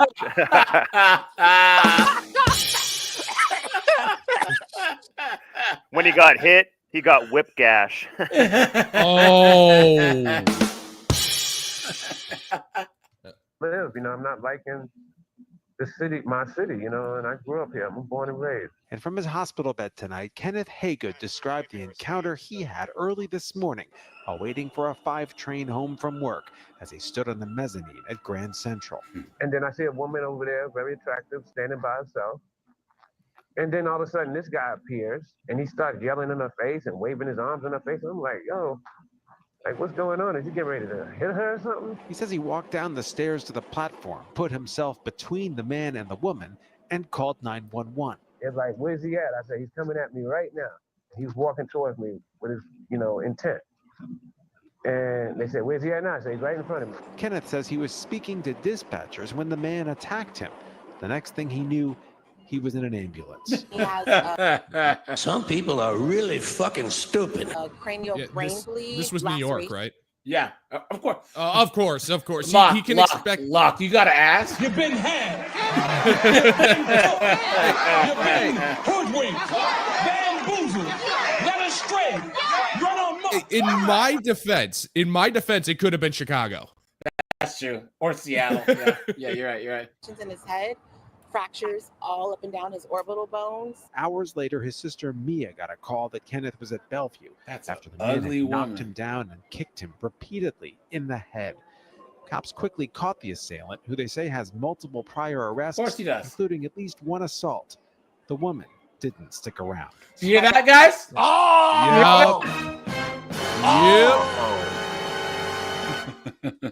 And they say, no, men don't protect black women. Who protect? Oh. Hey, you want to know what the sad part is that if the guy in the hospital and the felon both started a GoFundMe, one for medical bills, the other for bail, the bail money would exceed overnight. Yeah, guys, that chick, she didn't even stick around. She said, "You got out of there, man." Yep. Didn't protect her in the right way. And she'll go right back to that guy in about 2 weeks. Mhm. She'll go back to Nug Nug, no problem. That's true. As a matter of fact, I learned this lesson. So once again, I remember my ex-fiance, her niece, boyfriend, beat the crap out of her, got her face messed up, her daughter's messed up. They called me. I went to the house. The ambulance is there cleaning out the little girl's face. Cops came, told her go get her restraining order. And so I drove her to her police department to go get the restraining order. And as we're driving, we see him. I hit the gas of my car, hit the brakes to where I hit him. He falls on my hood. I jump out the car. I beat the crap out of him.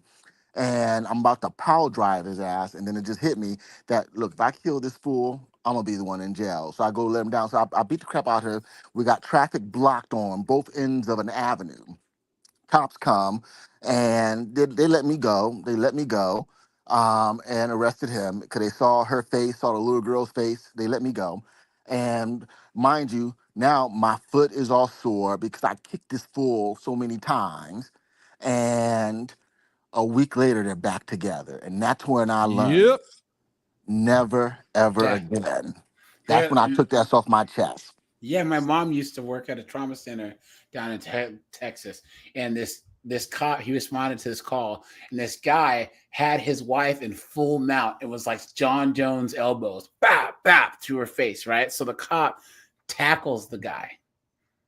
They're tussling around. The other wife goes, "Get away from my husband!" Takes a kitchen knife and pokes the cop up under his vest. The cop died right there. Wow. Yeah, look at that. Paying for it right now, but I am very proud of the man that he was raised to be, and the fact that he saw a woman in distress. Would you do it again? Hell yeah, I'd do it again. Oh,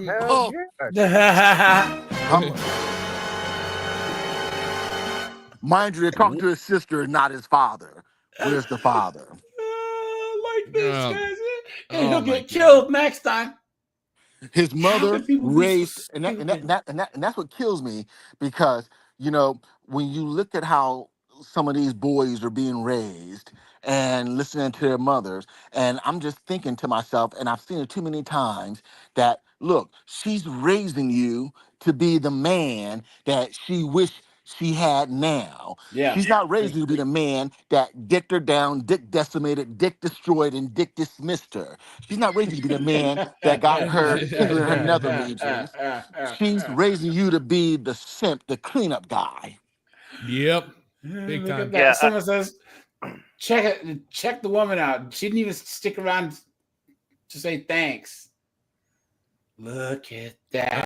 He's lost all those injuries and a huge medical bill coming for a strange chick. I bet you the girl's laying up with the guy that assaulted her right now. Yep. And that's what kills me. And that's what kills me going with this OnlyFans stuff and everything like that. That you got men risking life, limb, and liberty for women who would never even give you the time of day. Yeah. And this is made even worse. Any of these women who go on TikTok say, "Oh, men don't protect women anymore." It's like you show them that example of what happens when a guy intervenes to try to protect a woman, and she'll just say, "Well, he's supposed to be doing that anyway. You want me to have sympathy for him?" That's the bare minimum. Yeah. Yeah, I wanted to say, let's say it was, I mean, we weren't alive then, but let's say this was 1940. Do you think that paradigm would be changed? Because perhaps the women would be more appreciative and more worth it for stepping in how that guy did? Just an interesting way to look at it. Say well, I again? mean, say that Well, again. see, here's the thing. In the 1940s, you also got to realize that women were held to a higher standard and men were held to a higher standard. Yeah. The things that kept us in check, society, our family, our community, our religion, these are things that protected us from the worst aspects of human behavior and our nature. And now those guardrails are gone. But remember, manners make it the man, right? Why? Because you had to have manners, because for most of history in a lot of places, you talk mess, dude comes up, what bat, challenge you to a duel. You had pistols, you had a gunfight, or you had swords. You know what I'm saying? That's how in China, Japan, Europe, Africa, there was ways for men to settle stuff. And here's the crazy part that they don't talk about. Jimmy, 2000s guys, Steve, guys, put a 1 in the chat if you guys didn't know. Guys, it used to be that if Seagrip was in the town and Locke's wife was besmirching his name and saying all this defamatory stuff, Seagrip would go over to Locke, wha-bat, and challenge him to a duel.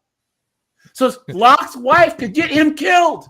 Yeah, and I just wanted to throw my 2 cents in there. Like, one of the biggest differences between now and, say, 1940s America or 1940s Western culture is that masculinity was actually celebrated. Yeah. Like, there was actually respect for masculinity. Yeah. And we don't have that now. Now it's like, it was celebrated back then. It's taken for granted now. But even back in the 80s. That was my point a little bit. Society as a whole would appreciate it more. Back in the 80s, though, back in the 80s, the 90s, you know, when I grew up, guys, Seagrip, you're older than I am. You remember you used to get in fights in school, right? That's how you settled stuff. And your dad was like, don't you lose a fight. You know what I'm saying? Yep. And if you beat up the other kid, his parents didn't call the cops. He just said, don't you lose the next one. You know, that's how it worked. Boys settled stuff, and then men settled stuff. That's how it worked. And now I'm going to tell the teacher we have a 0 tolerance policy, so people talk ish and not get hit. And then a week later, it's all squash. We're playing together. We're playing football, basketball. Yeah. It's underway. We got it. We handled it, and it was done. Yeah. There was this great movie made back in the 80s called 3 O'Clock High about a bully who challenges a nerd to a fight after school, and the nerd tries desperately to get out of it, but once he realizes he has no choice, he sticks up for himself. Yeah. And it's like, and the thing is that's how scores were settled. It's like, you fought it out and then it was done, but we don't have that. And like, here's the thing. I don't support violence, but at the same time, it's also like, you know, it's like they've taken out one of the biggest outlets, which is a fight. You know, it's like, kids aren't allowed to fight. There are still states with mutual combat laws, like Washington State has mutual combat laws. So if you and a dude are beefing, you can call a cop and say, officer, I'm challenging this man to mutual combat. If he says yes, you guys can fight it out and settle it. I think it's like Washington. Hold on, let me see. I think that's still kind of extreme. No, but while you're looking it up, you also said it best. You know, one of the best things about being a young man or, you know, growing up and being in combat sports, whether it's martial arts and doing tournaments, whether it's boxing, whether it's wrestling, is that you learn to not be afraid to take a punch, to take a hit. And this day and age, so many men or wannabe men or so many people are afraid to get hit. Yeah, here it is, guys. Yeah. So Washington and Texas are the only two states where you can do mutual combat. So they say that consent alone doesn't negate criminal charges. You have to have an officer of the law there as an officiant. And there can't be any major injuries. So hold up. I like that. I like that. Yeah. I like that. So hold up. Let me get this straight. Let's say that you got a score, or you got a beef with a guy, and you both agree to a fight. They got to call a cop to ref the match. Yeah. They need a referee. This day and age, it's kind of a got good to. thing. This It's day and actually age, kind of you a good got thing. to. And it's a good thing. This day and age. Keep in mind. This day and age, I will agree. So keep in mind. I was Can't get robbed. I was a teenager in the 80s. And one of the things that I was talking to AJ about was, we would get into it and we would fight. And either you quit or you got knocked out. And then it was done. All this, you got gratuitous rocked stomping. even. You got your bell rung. Dong. And guys, you're like, I'm done. And then y'all stop. Y'all shake hands, go y'all separate ways. And this day and age, people don't have that kind of restraint. No, guys, they don't. That actually is true. That's a good point. You guys remember Phoenix Jones, the superhero guy that was in Seattle? That would walk around with his superhero squad, and they would like stop crimes and stuff. Well, this is back in the 90s, right? Yeah, the early 2000s, 90s. Guys, here's a case in Seattle. These drunk dudes were like harassing these chicks, and Phoenix Jones and his friends came out of nowhere, right? And Phoenix Jones challenges this guy to mutual combat. Watch. Hey, you got this. All right, guys, nobody intervening. Watch. Now Phoenix Jones was a pro MMA fighter. He fought in early Bellator. He fought in Strikeforce. Watch. Let's go. Shake hands and go. Shake hands. So guys, there's a cop right there. You guys, it's blurry. This is as good as it gets. He says, if you want to do mutual combat, we can do mutual combat. Guys, hit the like button, hit the subscribe button. Guys. Mutual combat. Yeah. That should be an indie game.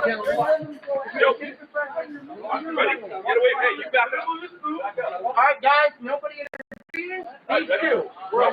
Watch. All right, about to see mutual combat. Now, guys, if a dude leg kicks you like that, you're in trouble. Okay? If a guy leg kicks you like that, guys, just say, never mind, dude. Never mind. You know what I'm saying? Yeah. Watch. You gotta check those. Oh, you gotta check those. You gotta keep those documents. Don't try to take you alive. He's playing with them. Yeah. Look at that. He's got like a mouse sting like a mosquito. Look at that.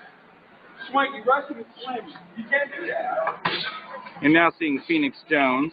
No, you can't see it much, but he's gonna Fighting knock him out. Oh, yeah, no, he's got Right him. hand. He's got him. Knocked him out. Cold. So now mutual combat is over. But here's a pro. Suspect Yeah. down. There he is. On the Mutual ground, guys. combat is over. He called quits, though, bro. Yeah. So he tried to say a timeout after he got his leg kicked. He's like, nope, it ain't over yet. Bop! He dropped him, But guys, that's mutual combat. If they were to bring that back, I honestly believe that that things would change. Especially if you have like a neighbor. Because guys, put a 1 in the chat. If in your adult life you had a neighbor or a coworker or someone that you could clearly kick the shit out of, that was just tap dancing on your nerves, being disrespectful, and like what I wouldn't give to just kick the hell out of you, dude. You know what I'm saying? And if there was mutual combat, you could say, look, you bring a cop, and next time you guys get in a argument, mutual combat in front of everyone. Because if he says no, he'll look like a coward, and if he says yes, well, then he's all yours, boys. So, anyways, but guys, back to the topic: snowboard. How do you feel about these 304s hating each other? That a woman's worst enemy is another woman at work, in her relationship, all that other stuff. I think you muted. But either way, here we go. She didn't understand what I meant. And it came up because we were talking about. What were you saying? Oh, I was opening a soda. I didn't say anything. Yeah. No, well, how do you feel about a woman's worst enemy at work, in her personal life, and her family will always be another woman? 100%, 100%, and it's because A, it's mutual competition, and B, women generally know the tricks that other women play and use, and a chick can't play the victim card with another chick. Really, it doesn't really work the same. So that's like a big move that they have that they can't really use. Yep. That's true. So, laughing man. But here's the thing: mutual reality with mutual combat. You have a peace officer there. You have to have a law enforcement officer. You just don't challenge someone like the Old West. You would, let's just say that you have a neighbor. You live in an apartment, right? And this person's talking mess. You go up, you knock on the door, you call the non-emergency number. Cop comes to your house because you and this guy are yelling at each other. Cop comes and you say, "Hey, buddy, mutual combat, me and you, right now." Officer, and he says, "Yes, officer." You hear that? You're good. You know what I mean? And these all yours. Strip clubs. And I was telling her how it came up because we were talking about strip clubs. And I was telling her how I've been to a strip club maybe 5 times in my life. Why? And never on my own accord. Excuse me, never on my own accord. I hate strip clubs. I think it's disgusting. I've never paid for a woman. I never will. Not even. Yeah, guys. Good on him, dude. Guys, strip clubs are for idiots and morons. Yeah? Guys, never, ever, ever, ever go to strip clubs. It's the biggest waste of money. Nothing but betas and losers go to strip clubs, man. I don't understand. Huh? So in this day and age, I would say you're 100% correct. But in the 90s, one of the best learning lessons that I ever got was in the strip clubs, because I learned that once a woman sees you as an income stream, as a source of as a source of revenue, that's all you'll ever be. Yeah, And so I learned relatively quickly how to not be that. And I'm telling you right now, back in the 90s, my nickname was like Ocknell. You gotta love me for free. And it got to the point to where when I was in college, people would literally come and pick me up and pay my way to go to the strip club because I could always pull chicks in the strip club. Yeah. The thing about it, guys, I remember it was my friend's wedding. We went out to a bachelor party at a strip club in Vegas, and 2 of his friends did some stupid stuff and had a bunch of bouncers acting crazy towards us, and so we got kicked out because they were being stupid. And I didn't want to be there in the first place. And my friend's friend that I hadn't met until that day was talking mess, and I had to knock him out. And I bap, you know what I mean? He's on the ground, and the chick that was part of my friend's wife's wedding party who liked that guy, dude, I banged that chick that night. So much for loyalty. Exactly. Don't touch me. Like they were just jerking off another dude in the back. Don't touch me. So I was telling this woman how most of the times I've gone, like 4 out of 5, it's been with women.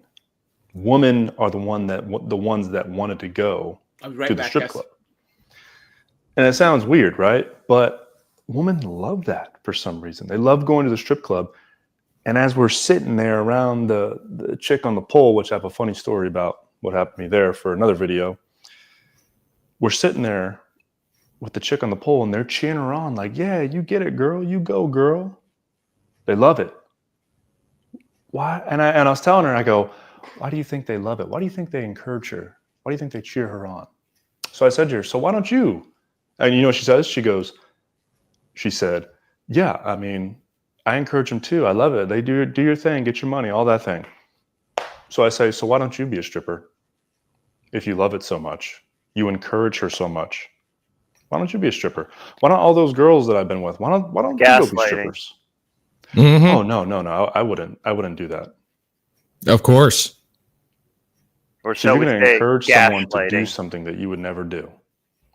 Why is that? Why do women do that? I question her. So why is that? You encourage her to be a whore, a harlot, a slut, yet you don't want to do it.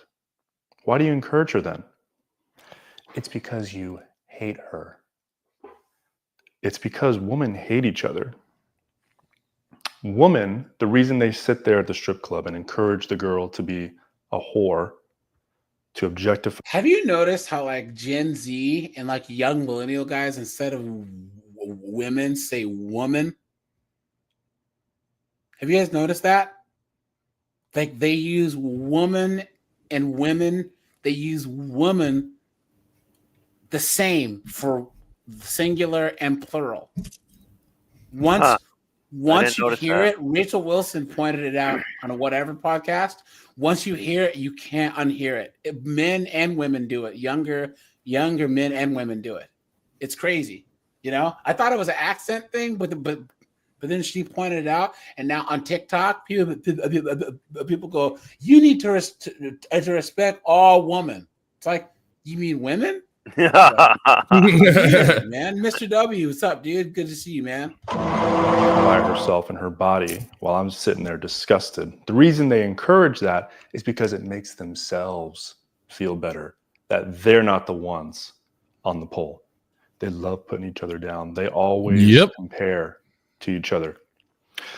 Something that stuck with me from high school, one girl told me that we're going to a dance. It was like prom or winter formal, one of the dances in high school. And she said, you know, the girls get dressed up. Like, we don't do it for the guys. We do it for the other girls. And this girl was smart, actually. She told the truth. Please. And she said, we get dressed up. And we yeah, right. Come on, guys. The lie detector determined that was a lie. compare ourselves to the other girls. We don't do it for the guys.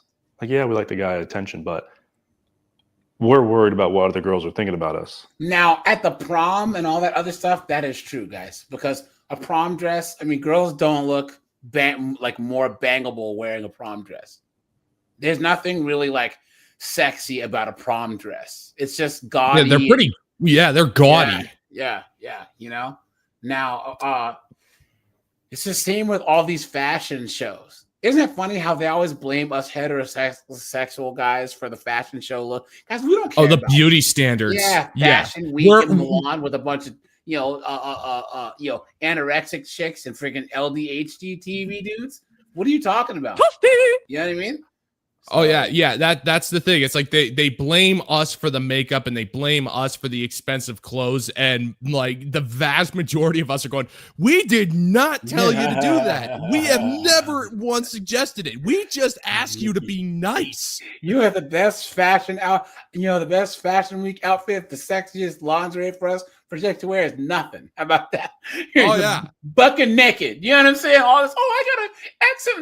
No, get naked. You know that's it. But all these chicks, man, they don't understand. Men are not responsible for this whole beauty standard thing, because women don't listen to us anyways. So because they're always in competition. And why are they in competition? They're in competition because they're all competing for the top value guy. They're all competing for the 1% man. So they're always battling with each other. That's why they can sit there at the strip club and cheer on the stripper on the pole. Or cheer on Bonnie Blue or all these other chicks, right? Oh, yeah. Oh. They want to encourage all of their friends to do OF, or they want to encourage all of their friends to be the chick that's freaking slanging BJs in the boys' room in the high school for $10 bucks a pop. You know what I'm saying? Yeah, the second you mention Bonnie Blue, I immediately feel unclean.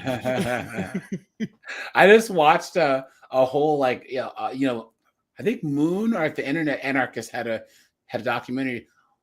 Guys, did you hear she was like doing the whole like she only does guys that have just turned 18? Yeah, graduated from high barely school? legal men. Yeah, that is disturbing. But imagine if that was a guy saying he did that and bragging about it, you know, they would throw him in jail, right? I mean, how dare you? Yeah. Because they know they're better than them. Say again?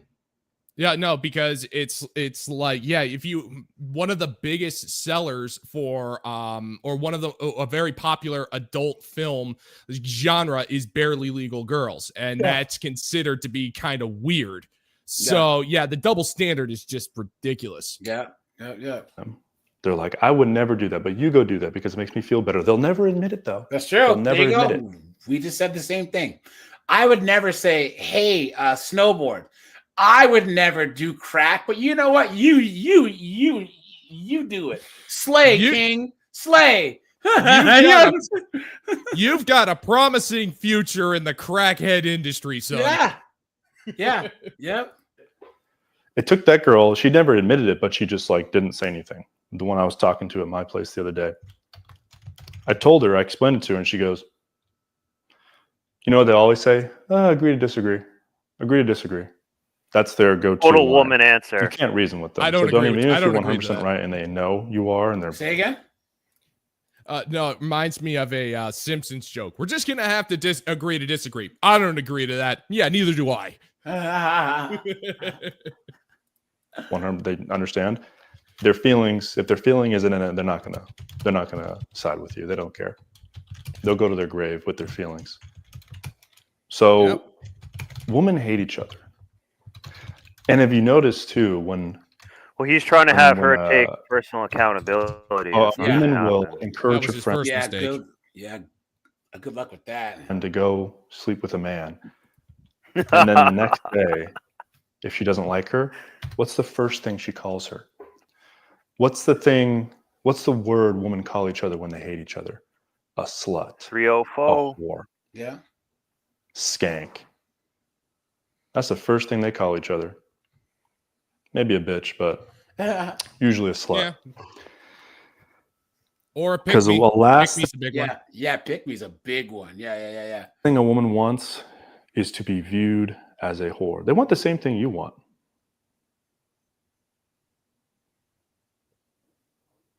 They want the same thing you want. Respect.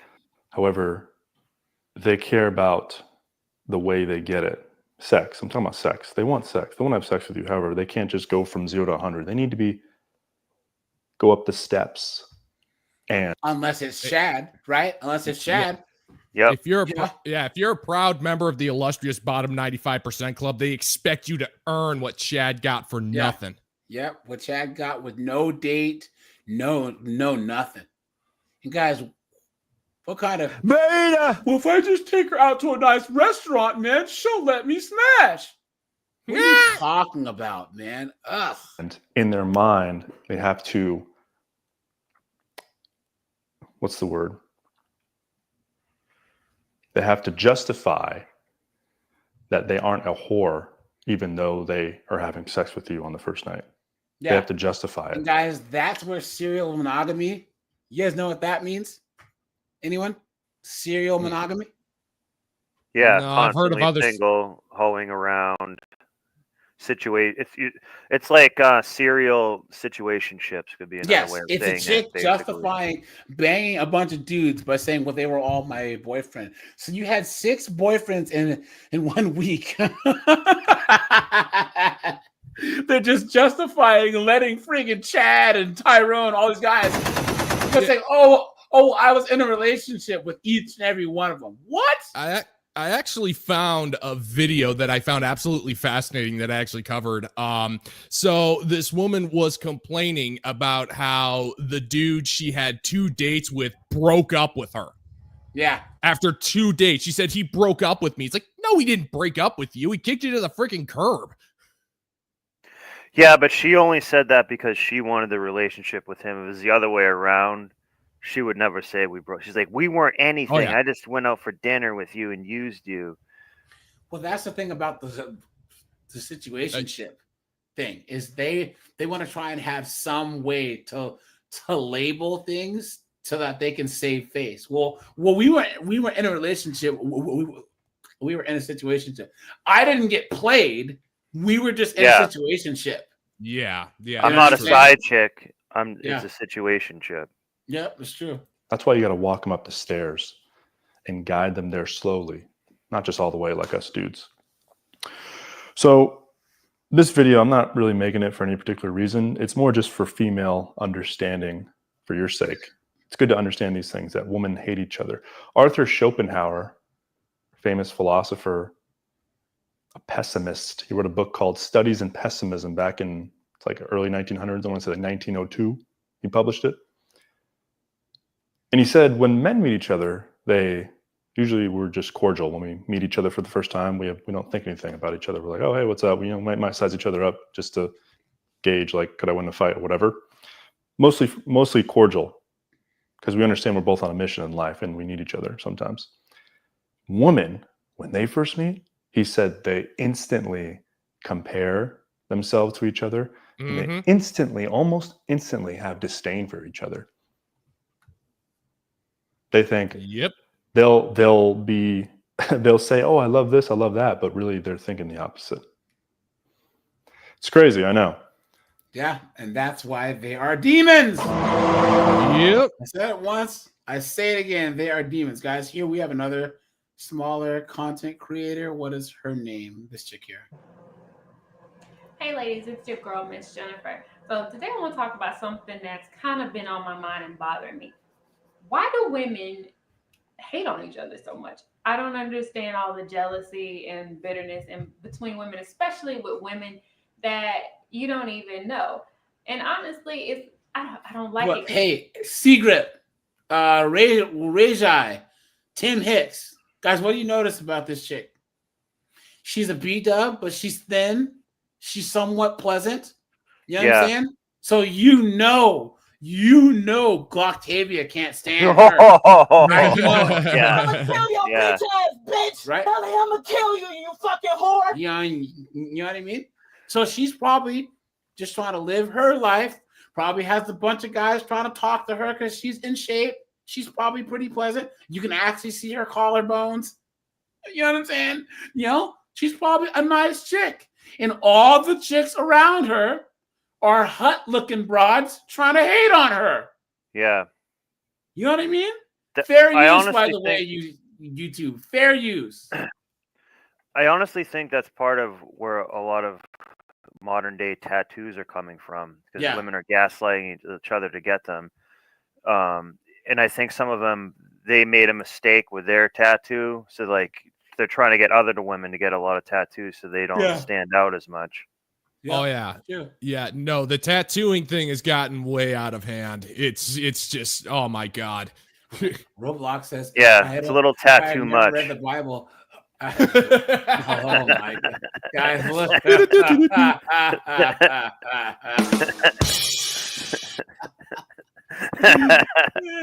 at this. Did you see the video I did about tattoos recently? Snowboard. I might have, but I think I did actually, because you went over that butterfly tattoo. Anytime you guys see a butterfly tattoo or a variation of such, it's a 304. And a damaged 304. She's a goddamn whore. And if it's a Medusa tattoo, guys, oh god, guys, no, whatever. No. Get to the chopper! Sadly, if it's like a Christian cross, she's also probably 304 now. It's sorry to say that, but it just kind of is seeming that way. Lock, do you know what the Medusa tattoo means? Yeah, it means that they were a victim of SA, right? Yeah. Yes. Yep. Mm-hmm. Yeah. Well, no, that's the funny thing. It's like whenever I cover a video for the channel and I see a woman covered in tats, I'm actually looking for butterflies and Medusa heads. I'm actually looking for them. Yeah. You I'm know serious. You guys know what the Ace of Spade means, right? No. It doesn't mean that they're a Motorhead fan. Secret. Do you know what the Ace of Spade tattoo means? No, but I'm curious to find out. Okay, you guys know how it's a black spade, right? You know, so chicks get these tattoos, and it means that they're usually white chicks that just bang a bunch of black dudes, and their husbands watch. No. And their husbands watch. Their husbands, my god! Yes, their husband is a cuck. He likes to watch them bang black dudes. I think it's called Ace of Sim. Yeah. Equilibrium. Yeah. Yep. Yeah. Oh That's what God, it is. that's yeah. I remember the lead Jesus. attorney had a live stream on this because there was some woman he was talking about that was like some high profile attorney in a case, and he noticed like when she did something, her friggin' her blouse went down and she had an Ace of Spades tattooed on her chest. She was like, yo, look at that. So then he actually changed. I have to find it. I think he took it down, but he actually changed the title of his live. Guys, does anyone know what this means? And no one believes it. He's like, guys, do I really got to go over this on YouTube? I never heard of it before. Yeah. It's a thing, dude. It's a thing. So, really, is it always at the same spot? No. Okay. Different places. The arm, the wrist, the cleavage, the private parts. Who knows? So. Helping and supporting each other. This isn't an anti-man message, but just as women, we share common hopes, we share common hurts and pains. So we really The lie detector overshare. That was a lie. Yeah. shouldn't be adding grief to each other. And it's just automatic. Like, how many times have you walked into a hair salon and women are sitting under the dryer and all you did was walk in and they're looking at you like, I'ma kill your bitch ass, bitch! You're crazy. And I've personally experienced that, and I've even experienced being on TV sets where there were other people that I didn't know, and this has happened on 2 different sets, and for no reason, I'm just getting mean mugged. And I hope you die, bitch! I hope you die of AIDS, ho! All I did was say hi, all I did was walk in the room. So I just want to address women and, say like, it's really important for us to be confident in ourselves. Because I feel like when we have that security about ourselves, and not just in physical appearance, but about everything in your life, when we have that security, we don't really, women who are really secure, I don't tend to see just cool. And, whatever it is, if it's about a guy, I think that's really silly too. Because let me say this, and I really shouldn't have to say it, but let me say it. Here we go. If a guy's for you, you don't have to actually compete for the guy that's for you. So for you to try to compete. What did I just say? It is. What did I just say, guys? What did I just say? Guys, they don't think that they should have to compete for the guy they want. They will compete for their degree. They'll compete for their job, but they won't compete for the type of guy that they want. What makes it even more frustrating is how they say, "Well, if he's my person, it'll be effortless." Yeah. And it's like you could have the perfect guy in the world that ticks all of the boxes, and she'll still feel insecure about it and will sabotage everything. Or she'll still feel like you lucked out by being with her. Oh yeah, it doesn't matter because that's even better. A lawyer, doctor, if your blue collar business is making $3 million a year, she's just you are lucky to be with me because I am a woman. Yeah, pretty much. And guys, Tom Likas said it the best. Guys, women, the JJs are like buses. There's one coming every 15 minutes. You know what I'm saying? It's a standard feature on a woman, so it's nothing that's special. Come on. Yeah, they overestimate that kind of power. Exactly. They overestimate it to a ridiculous degree. Yep. Another woman for a guy is absolutely ridiculous, because if he's yours or if he's ordained to be yours, you don't have to compete for that guy. And it goes the same with looks. We're all created differently. None of us are going to, look alike. And there's always going to be somebody more beautiful than you are. No matter how amazing you look, someone's going to look better. So hey, AJ, I just noticed something. No point in hating.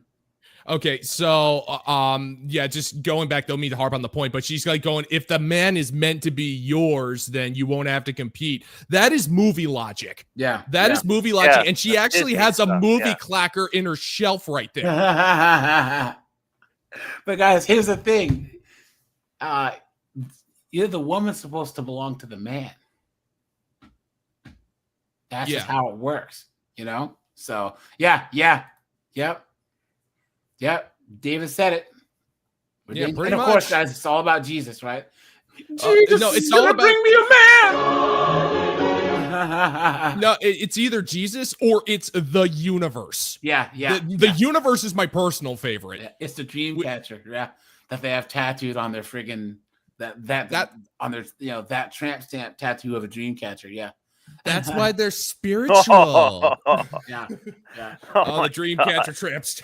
You guys know there's I was watching this one debate with this guy, and he was talking about colonization, and this is just out of left field, right? But so he was talking to this woke chick, and he was testing her logic, and I have to find it and post it in the Discord. I think that we talked about this the other day.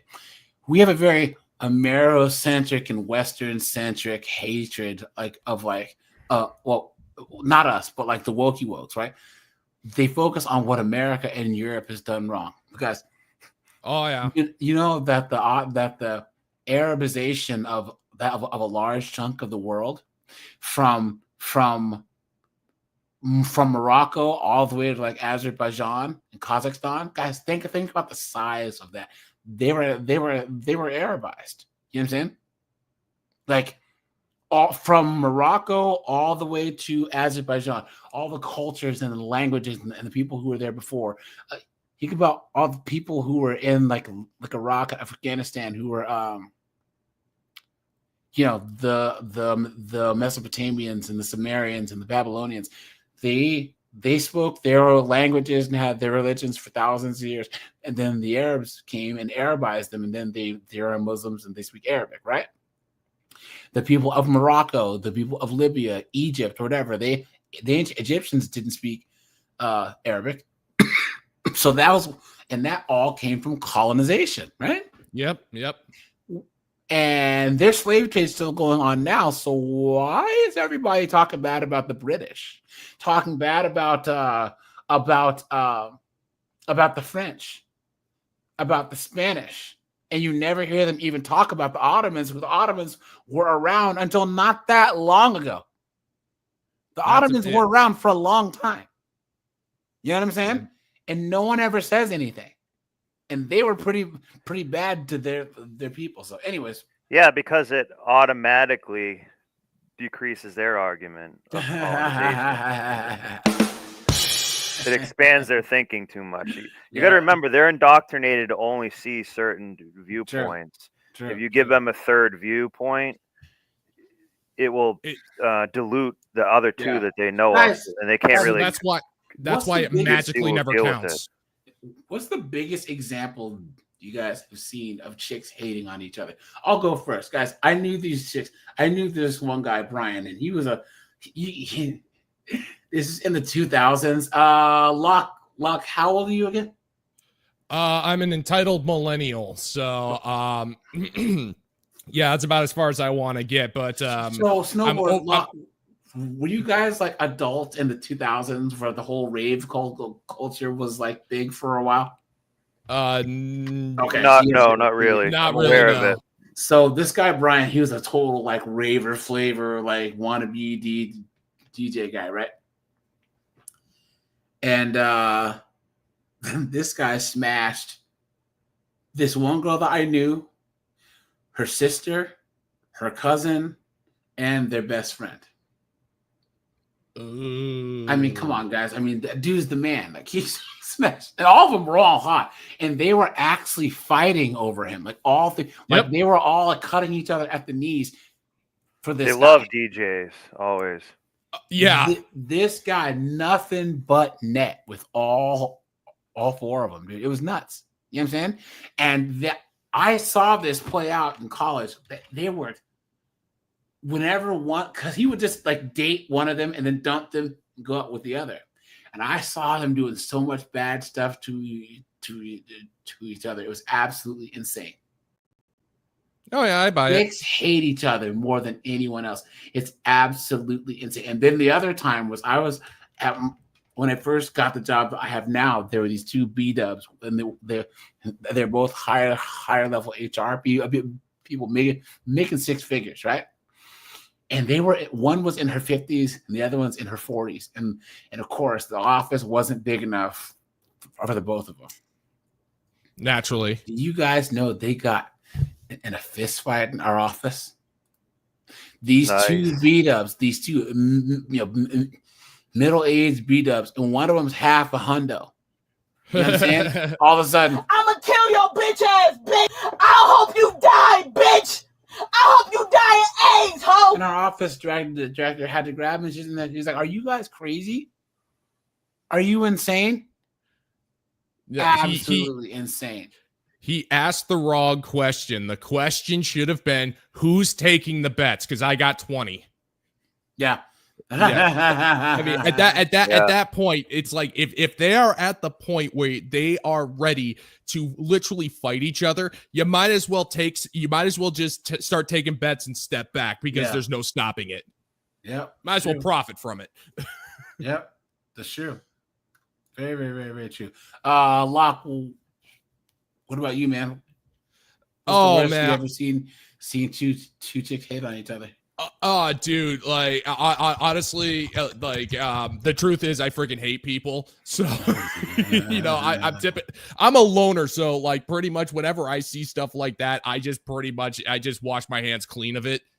So, yeah, I'm not the best guy to be asking about stuff like that. Seagrip. Like he's muted. Snowboard.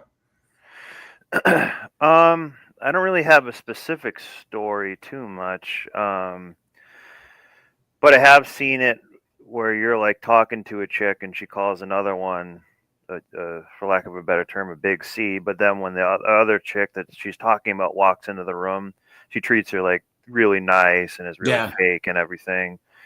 And I've also seen it where they fight over the guy. Too. I've also seen it where a girl will leave the house and they know for a fact that the girl looks like trash. You know what I'm saying? Mm-hmm. And they just all go out. And then this girl looks like absolute trash, and their friends won't say anything. So, guys, here we go. Bro, having female friends nowadays gotta be the most scariest thing ever. Sorry, guys. I'm sorry. Here we go. Silly Jedi. Because you females each other. Y'all don't even like each other. You could be friends with somebody for 10 years, 20 years, 30 years, and the whole time the bitch don't like you. The whole time she hates you. The whole time she envious of you. The whole time she want to be you. That gotta be scary. It has to be. To genuinely love your friend, to support her, to show her love, and the whole time she hates you. Like, what? That is some sick shit. It's sick. That has to be the most scariest thing, because you could really support your friend, love her, give her the shirt off your back, be there for her when she needs you, and the whole time she hates you, the whole time she don't like you, bro. Because honestly, the way you females hate each other. Isn't it funny how they call themselves females, but then the moment that we call them a female, all of a sudden it's how dare you? Right? Oh, yeah. It's some real life shit. It's real life. You females will smile in your best friend's face and then turn around and talk about them.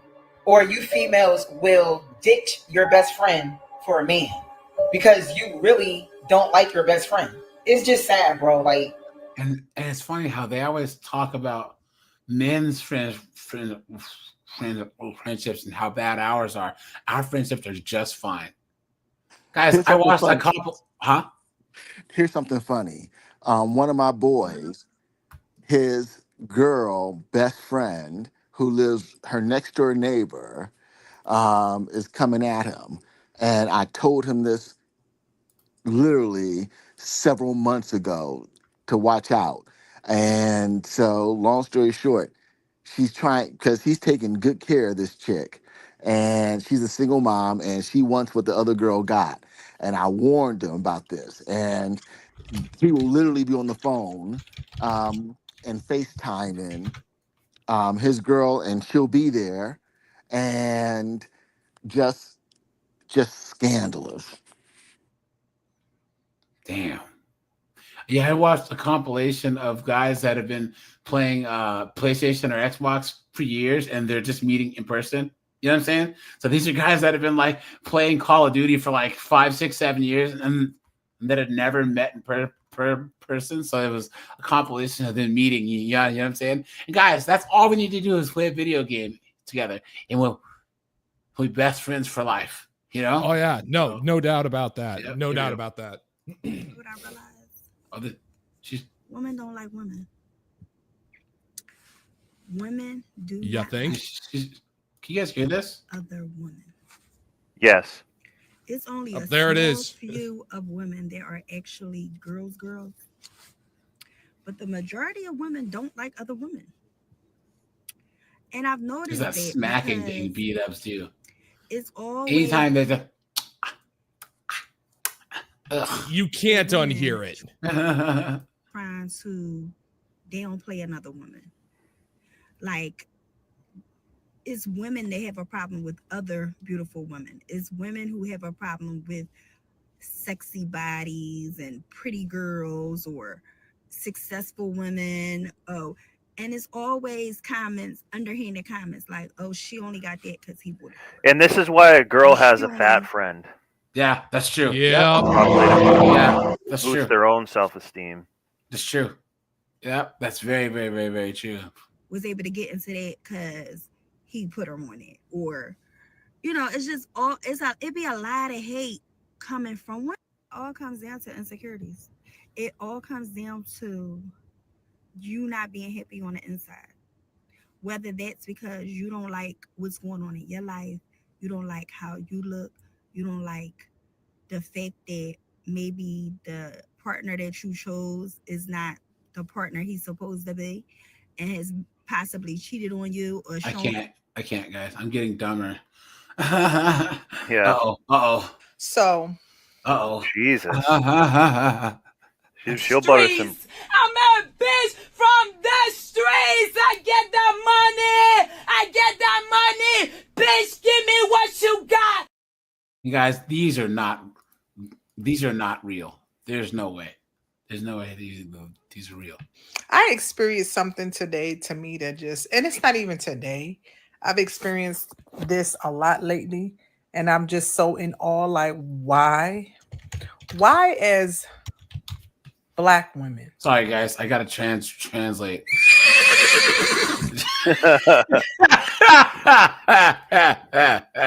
Roblox said Cisco.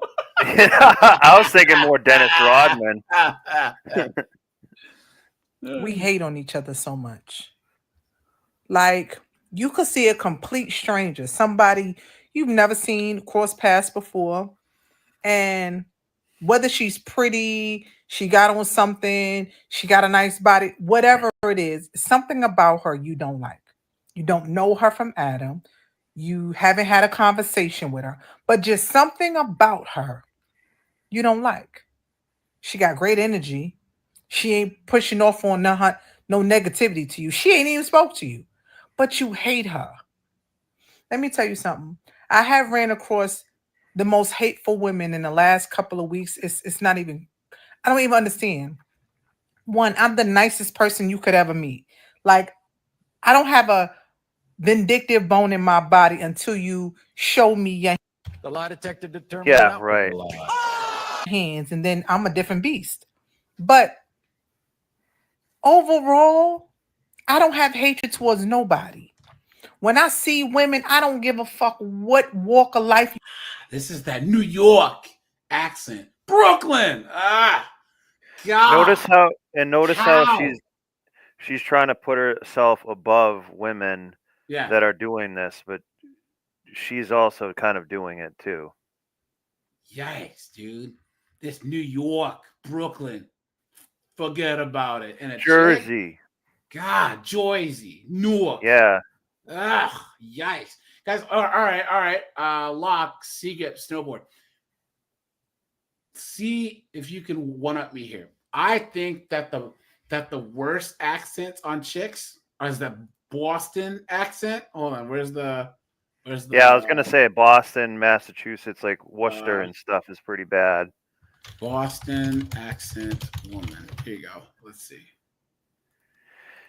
You gotta hit it hard. All right. Oh, there she is. What's up, lady? That's a nice hat. Thanks, it's my 42nd hat. Wow, where would you wear such a hat like that of such stature? You know, where would you? Like the pack, the cow. I don't. You want to do what? You're annoying, dude. Parts of this bill are similar to the executive orders that have already been put in place in New Hampshire. New Hampshire. New Hampshire. Parts of this bill are my God. to the executive orders that have already been put in place in New Hampshire.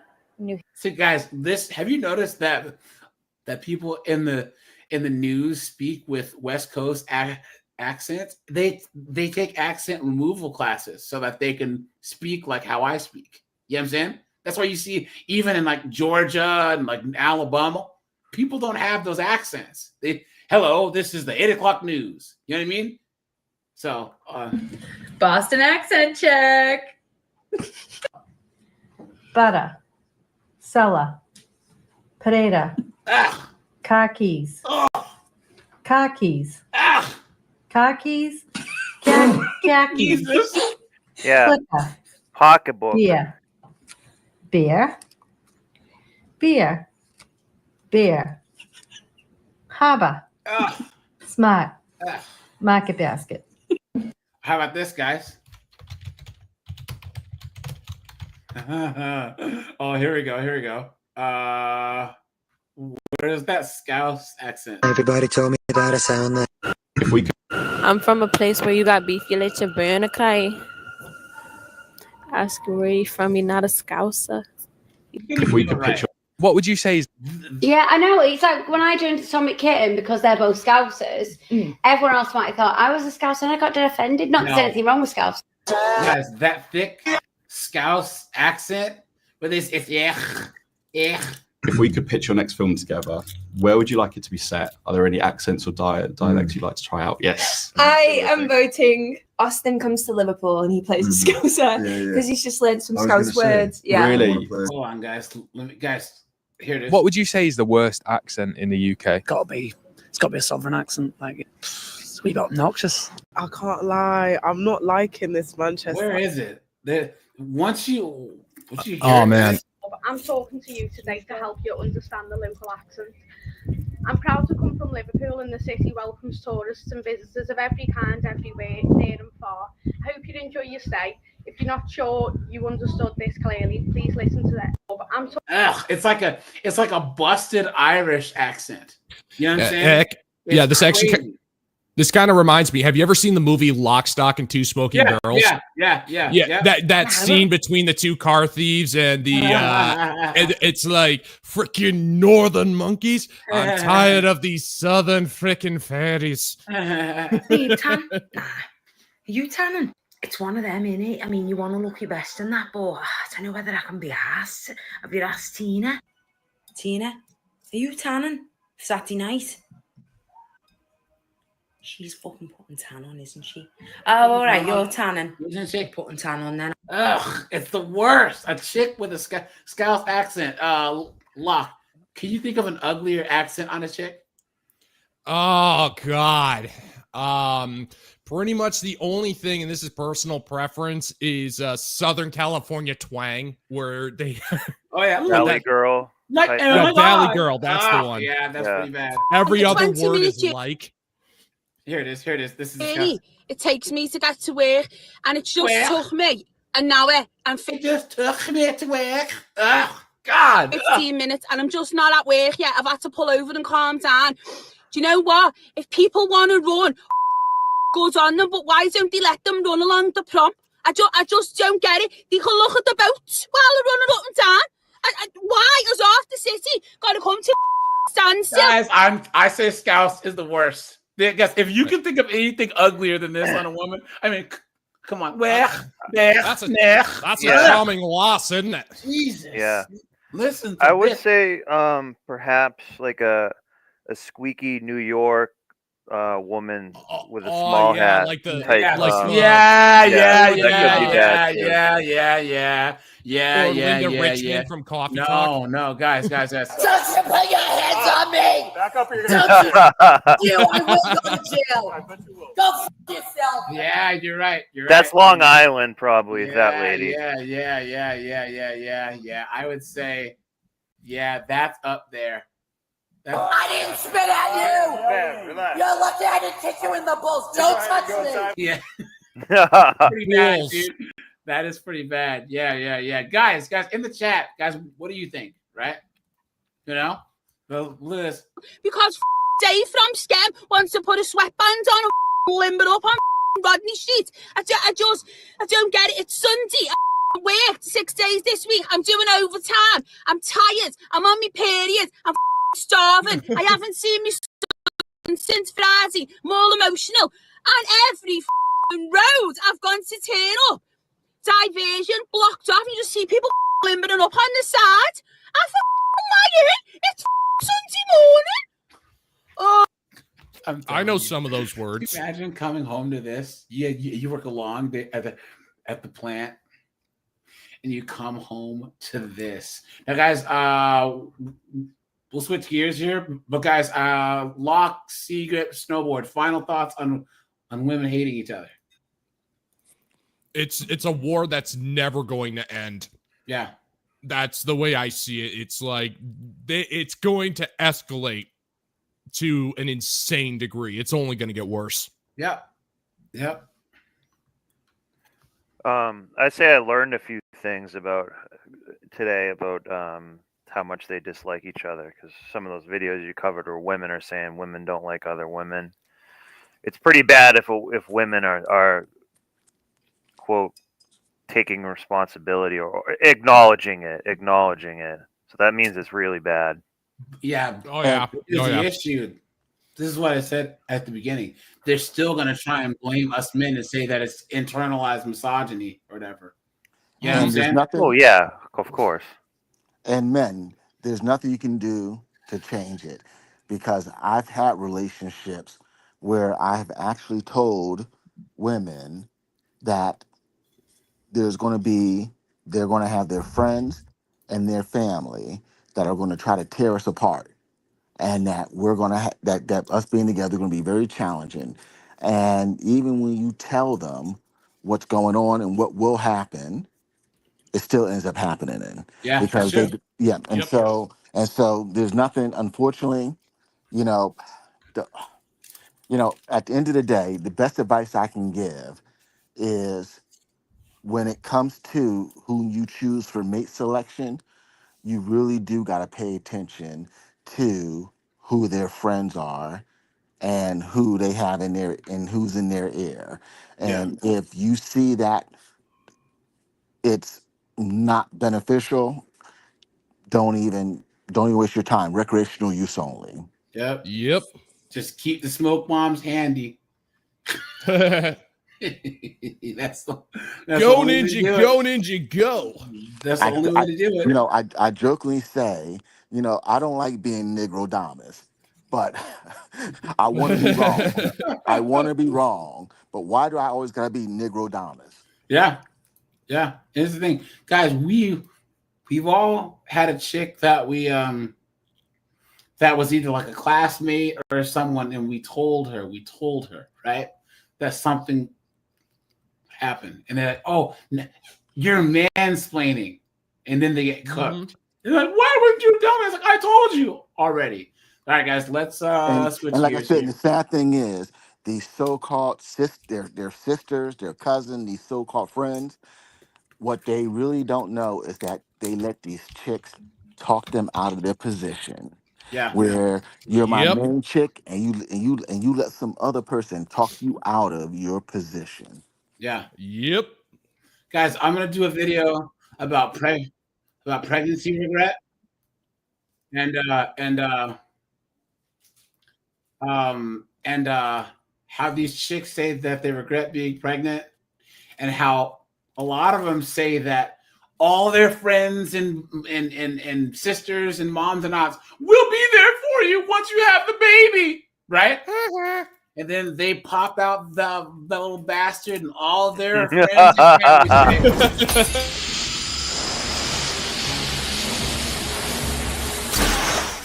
is this guy? I don't know. They're gone. You know what I mean? I'm alone with my baby. I don't know what to do. Right? Absolutely insane. I can't go to brunch anymore. Yeah, I can't go partying with my friends because I'm now responsible for a human life and I hate it. Guys, I know a guy whose wife... Hashtag Casey Anthony. I date her. Look at this guy. Just sleep with one eye open. You'll be fine. Guys, I know a guy whose wife, her friends got, one of her friends got pregnant. Then all of a sudden, she's like, I want to have baby too. I want to have baby too. And he's like, no, we aren't ready. So she's like, you're just trying to deny me this. And then his wife's family was calling and harassing him and all this other stuff, and he didn't bang his wife for 8 months. Like, they had no sex for 8 months because she was trying to get pregnant. And then her friend had the baby. Then all of a sudden it's like, I'm alone. The baby's driving me crazy and I wish I'd never had the baby. You know what I'm saying? Yeesh. And she's like, yeah, I'm glad that we didn't have the baby. And it's like, he's like, I told you, you moron. You made my life a living hell for like 8 months. And with stuff like this, like the true victims are the children themselves. Like, that's what drives me crazy about these women who say, I can't believe I got pregnant, or it's like, I regret being a mother. It's like, yeah, your kid's going to see that, and the only thing they're going to think is, gee, thanks, mom. Yeah, it's true. Because that messes up a kid. Is a pawn and an accessory to her own ego more than she just wants to be a mom. Yeah, and these chicks make me laugh because they act like, oh, this guy got me pregnant. This guy trapped me with a baby. How? You could have been on birth control. You could have made him wear a condom. You could have used an IUD. You could have used a plan B. You could have driven to a state, but there was a baby deletion. What are you talking about? Anything to avoid accountability, So reproductive rights is what they complain about. Yeah, that's a pretty basted opinion, like turkey baster. I see what you did there. Guys, I know a guy who got the snip, and I told you he was 18. He was a senior in high school when his son was born. So now his son's in college and he's not even 40 yet, right? So he bought a house. He's doing good, and then he met this like 26-year-old girl, and she was like kind of moving her stuff into his house. And he was like, okay. Then all of a sudden she's like, I'm pregnant. He's like, okay. She's like, and it's yours. And he was like, what are you talking about? She's like, well, it's yours because we had sex and stuff, blah, blah, blah. And so he was going with her to like the doctor's appointments, all of that, It turns out she actually was pregnant. He went to the doctor's enough to see if it was real, and then he put his paper with his sperm count in an engagement ring box. That's nice. Oh, why can't this be a YouTube video? I want to see it. Classy. He's like, now get the fuck out of my house. Because she was pregnant. She just tried to eeny, meeny, miny, moe his ass. You know what I'm saying? Guys, the old eeny, meeny, miny, hoe card. Guys, see what you did there. I had a chick, and so I had a chick once tell me that she was pregnant by me, and so I asked, and I played along with it, and finally I had to say, when I bust, I was in your ass, Nick, and I had a condom. And I was like, sweetie, you need to go talk to the other ninja you were effing. And she was like, what? Okay. Now I only got a C+ in anatomy, but I can tell you. like Oh, you know, That's not gonna get. She did that well in bio. I was born that night. It just wasn't last night. And so you telling me you pregnant when I wasn't even in the neighborhood for that to be remotely possible. And My ass. but here's the here's the messed thing about it. She was like, but when I first told her, she was like, I know. Like she was shocked that, wait, hold on. When I was in I was in the back door and I had a condom. How? And she was like, I know. Like, sweetie, go talk to the other ninja you flew. And she's like, well, okay. Listen, my ass may be dumb, but I ain't no dumb ass. But no, I go to church now. Haven't you ever heard of Oh yeah. It's from the power of Jesus. All right, here we go, guys. In 23, officers responded to a domestic violence incident in Uh-oh. Georgia.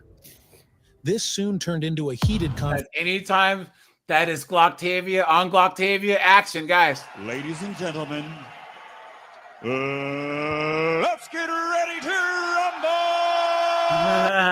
Confrontation. Take bets. That's all. Savannah Police Department. Yes, can you come in? Hurry up, please. Come in. She's right here. Get her out of here. Get me. Hold on. Get her out of here. Guys, hit the like button, hit the subscribe button, hit the super chat button. Thanks to all you guys that hit up the cash chat, man. And thanks for all you guys that were on 50304 on Friday, guys. I know the channel's been demonetized, but I'll still keep rocking over there. So, guys, we're all good. Oh, what's going on? Hey, Hey, look. She came in. Stop touching me. Oh, I'm right here. Look. Come over here for me. Oh, excuse me. Hold on. You stand over there for me. Sit on the sofa. Man, come here. He said come here. Can you come here and talk to me? Let's go! Nice. It's time! You finna get tased. No, she's pregnant. She's pregnant. Please tase this chick, please, God. I don't ask for much. Where's Jerry Lawler when you need him on commentary? David said, "Chris, come on, Christmas, please." I don't. Look at this. Look at this. She's pregnant. Get off. Get off. She's pregnant. Stop. Xavier, shut the f up to me. No. See what you're doing? Stop. Stop, bro. Stop. Look, you're already pregnant. I'm not trying to hurt you. Upon arrival at the scene, the officers entered the apartment where they found a highly chaotic situation unfolding. Inside, they observed a female engaged in a physical altercation, her aggressive behavior being the focal point of the disturbance. The officers, aiming to de-escalate the tension and restore order, approached the female to provide support and separate her from the ongoing conflict. Chill out. I don't give a You're finna go in cuffs. Chill out. All right. All right. You don't have to put me in cuffs. All right. Let me Come get my outside glasses. and talk to me. Yeah, All right. Come outside and talk to me real quick. Come on, step outside and talk. Put your No, shoes I'm on. staying here. Put your shoes on. We're finna step outside and talk. Come on. No, I'm gonna stay here. Too bad. If you don't live here, what the fuck are you here? Come on. I'm not. Bro, are you f***ing dumb? Who's dumb? Who's bro? This is coming from what, you two? Watch out. Watch out. Oh, I don't know. Hold on. Step outside for me. You gotta take note how Yeah, I got pregnant, but yeah. the use of bro by women, and that's when Yeah. they're also becoming more masculine and stuff like that. It's not right. It's not right. No, It's I very hate that. strange. It is like nails on a chalkboard to me. Yeah. Yeah. It's grotesque. Even with men using it. And when I hear dudes saying it even more, that's Yeah. even worse. Of course, yeah. It's cultural appropriation. Bruh. Ugh. It's Yeah. disrespectful on a very basic level somehow. I don't really know how to describe it, but anyone using bro or calling you that, just pretty much walk away from them. Yeah. Yeah, it used to be a term of endearment. Now it's just another thing that they've ruined. Yep. Yeah, exactly. Yeah. Yeah, or in Europe. That was our word. In the UK. Exactly, because there have been times when, I'll talk to a dude and that we have, some type of, camaraderie, and it's like, hey, brother, what's going on? Exactly. Yeah. In the UK, but they need to substitute bro it's bruv. with ho. It's bruv. Women. Bruv, right? What's crazy too is, guys, young men, please learn how to articulate yourselves.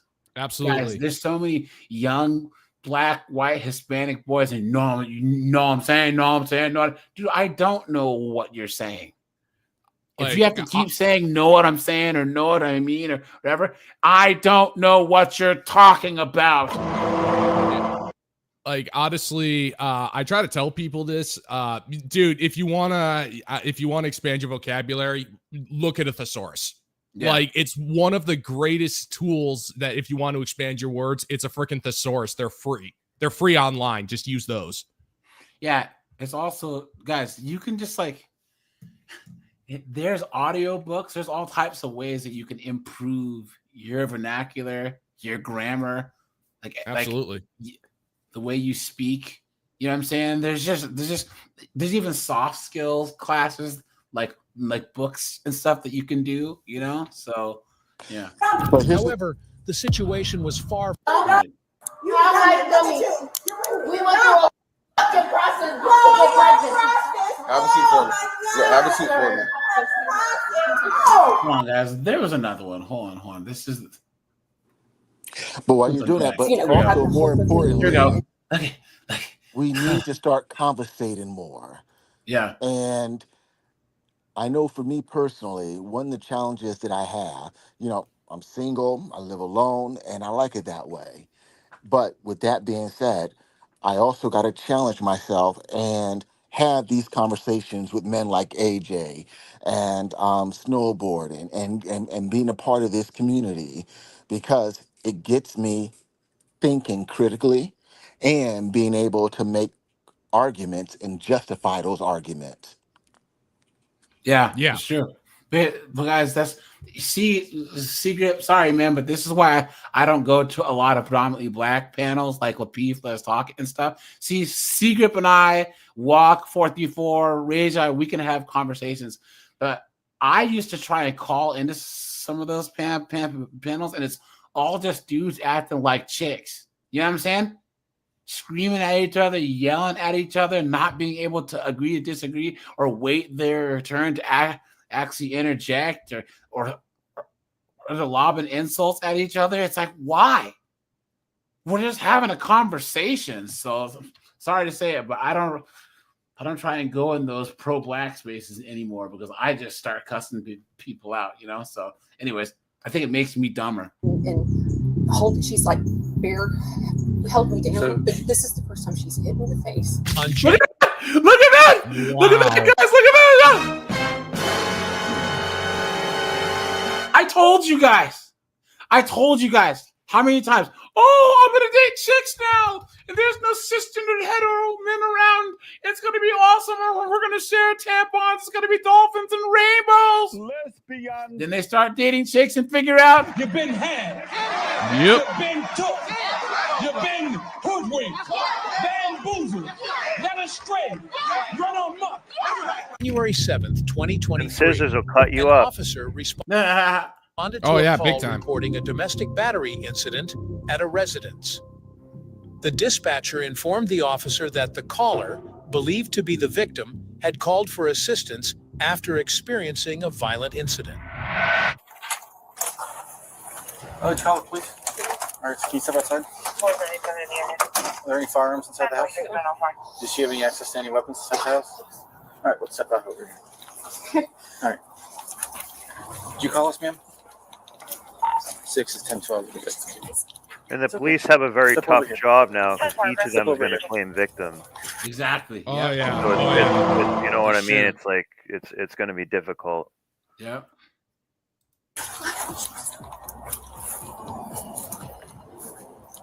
I know it might be wet. What's going on?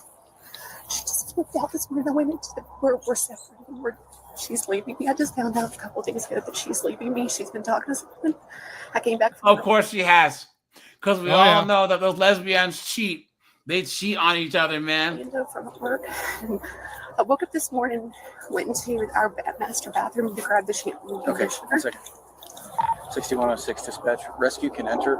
I have the victim on the street here. Where's They the- can be on the west side of the house. Correction, the east side of the house.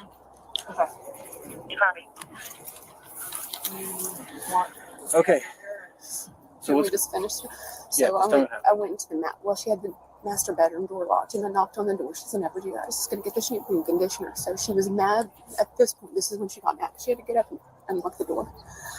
I got the shampoo and conditioner, and she was just getting in my face like she just wanted to fight.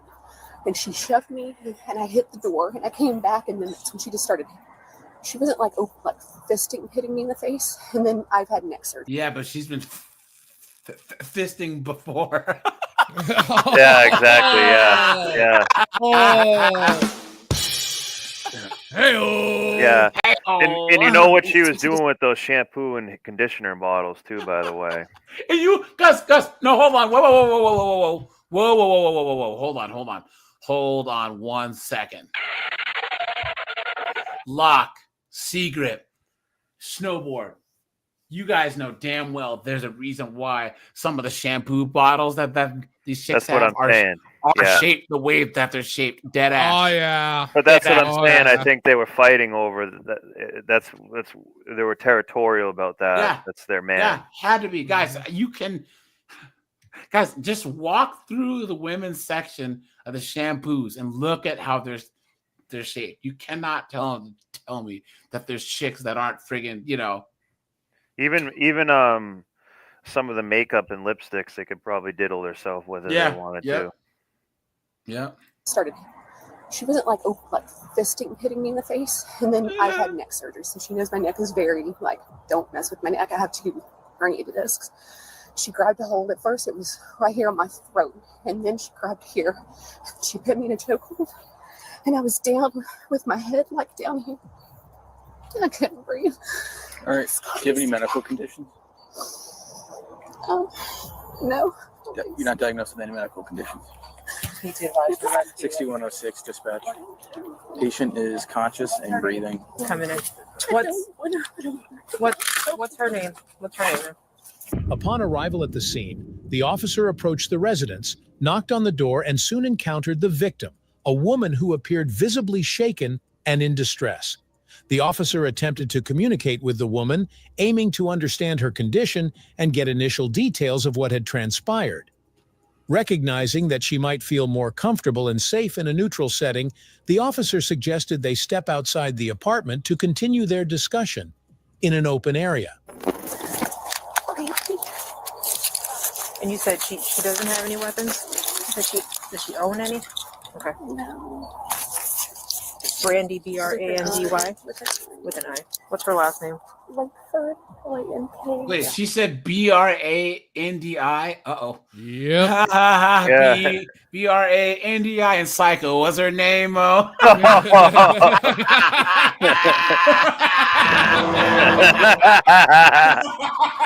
God, never date a girl whose name is like Stephanie or Melanie and it ends in an I. Guys, I right hand to God, you do not. Guys, here, I can be prescriptive there. Do not. If it's supposed to end in a Y and it ends in an I, guys, run. Run fast, run hard, man. Look at that. L-A-K. L-A-N-K. N-K. Okay. F-O-R-D. And what's her date of birth? LGBFJB. What is that? So that's meaning FJ Joe Biden. That's actually kind of a dope shirt. Don't worry about it. Do you know Yeah, her? I'm not gonna lie. I And kind you of guys live agree. here together? How long have you been in a relationship? It'll be 2 years. It's right at around 2. Do you have any children? Not together. Okay. Oh, okay. Not I will together. let you know that I am on probation. I've transferred here from Dallas. Wait. Who's on probation? I will She let you is. know that I am on probation. I've transferred here from Dallas, and it's DUI. Okay. In June. No worries. Did you get her Signal 14 at all yet, or just? She has some cakes, though. You know what I'm saying? She has some hips. Yeah. No, what's her name? Yeah. Jennifer. Her name's Jennifer? No. I got hers already. Hers is Brandy. You want to wait for another unit? With an before eye, we make go sure in you there, add or the we eye. wanna Go in there together. We have a boxer, but she's sweet. She's not aggressive or anything. Your name is Where Jennifer? is this? Sarasota? Ohio, Sarasota, Florida. Jennifer. What's your last name? Okay. Did he show up on a bicycle? What's your date of birth? I don't know. This cop looks like a dork on the right. Yeah, he does. either that, or Sorry, he yeah. tends to drive like- his cop car by the elementary school a lot. You know what I'm saying? No, he has like a electric smart car, like golf cart cop car. That's what he Yeah, has. most for like- sure. He's like a campus security type guy. And his wife's boyfriend absolutely loves him. And his wife's got a freaking Ace of Spades tattooed on her. Guys, make sure to hit the like button, guys. Hit the subscribe button. Hit the super chat button. Thanks, guys. So much that I don't know about her now because I'm finding out somebody in her past is now in her life again, and she's leaving me for her. So I do know that she has been. I don't know if she was arrested, but she had a domestic assault charge years ago that she said wasn't her fault, and of was course the it other person's wasn't. fault. Yeah, She right. just got The lie detector determined that was a lie. the injuries that you have that I know of. I mean, but she was just really in my face, and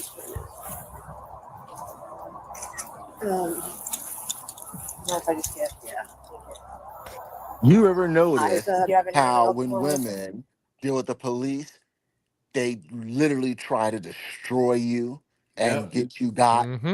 Whether male or female, they will literally try to get you got. Whereas with men, now we don't want to get you in trouble. Yeah. Yep. And there's a lot of simps, guys, out there.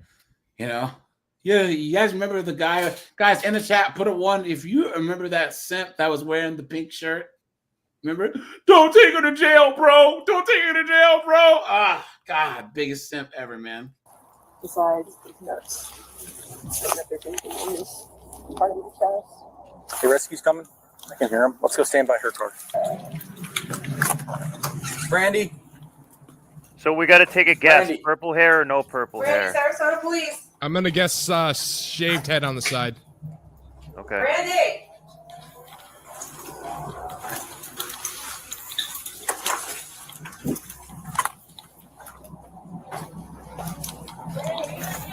Hey, Brandy, can we talk to you? Was she hiding in the doghouse or something? Is she trying to jump the fence? I don't know. Hi. Is there somewhere you want to put the dog? Okay.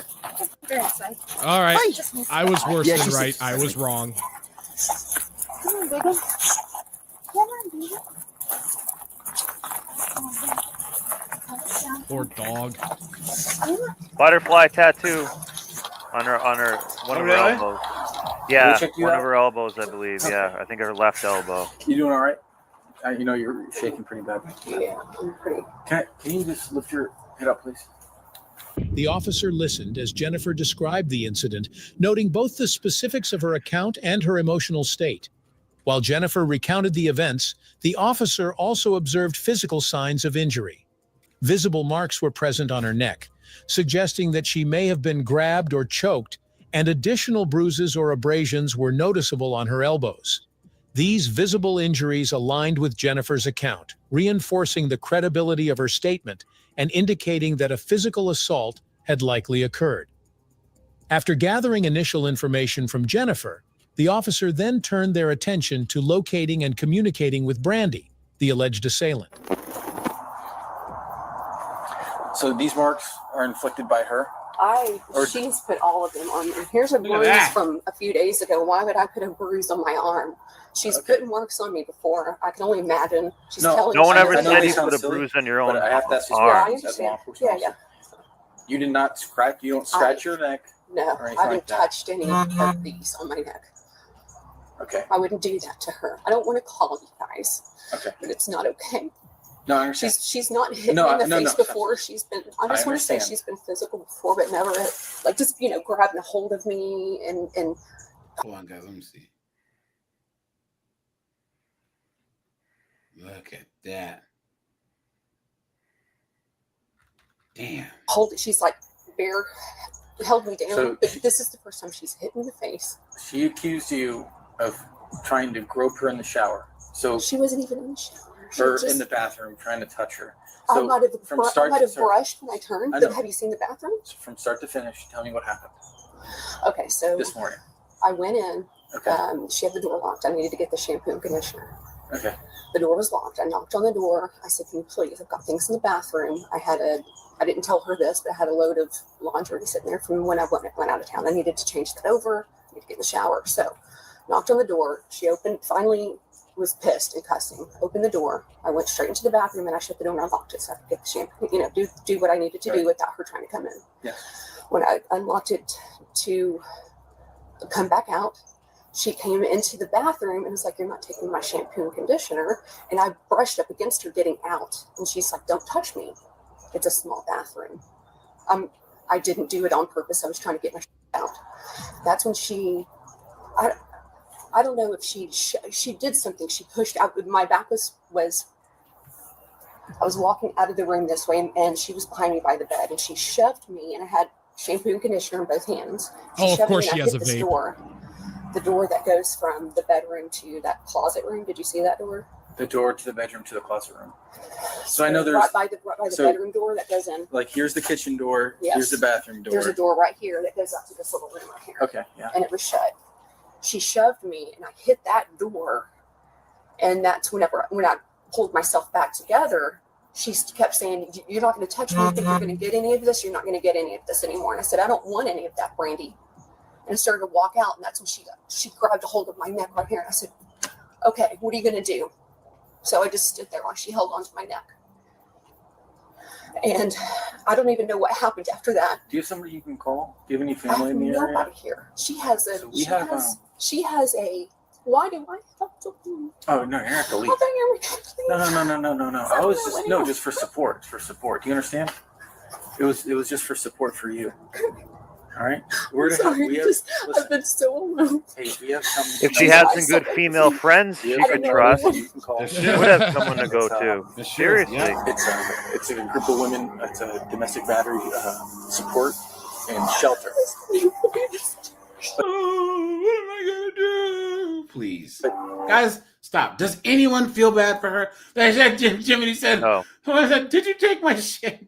So here's my first question. I have a question. How many times have you needed to get into the bathroom while someone else was in the shower to get the shampoo? So why would she need the shampoo when she wasn't even the one taking the shower? Yeah, because she wanted to diddle herself with it. That's what I was saying. Yeah. No, like the thing is, it's really difficult to have pity for her because she says that she has been violent before, but she never placed her hands on me like that. I go, okay, well, that means that she has placed her hands on you before and you still stuck around. So, yeah, I mean, this ain't passing the smell test. It's true. Yep.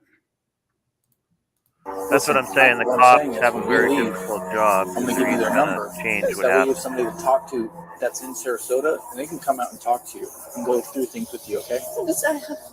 She's slowly, and I didn't even... The officer entered the residence and called out for Brandy several times, but there was no immediate response from within.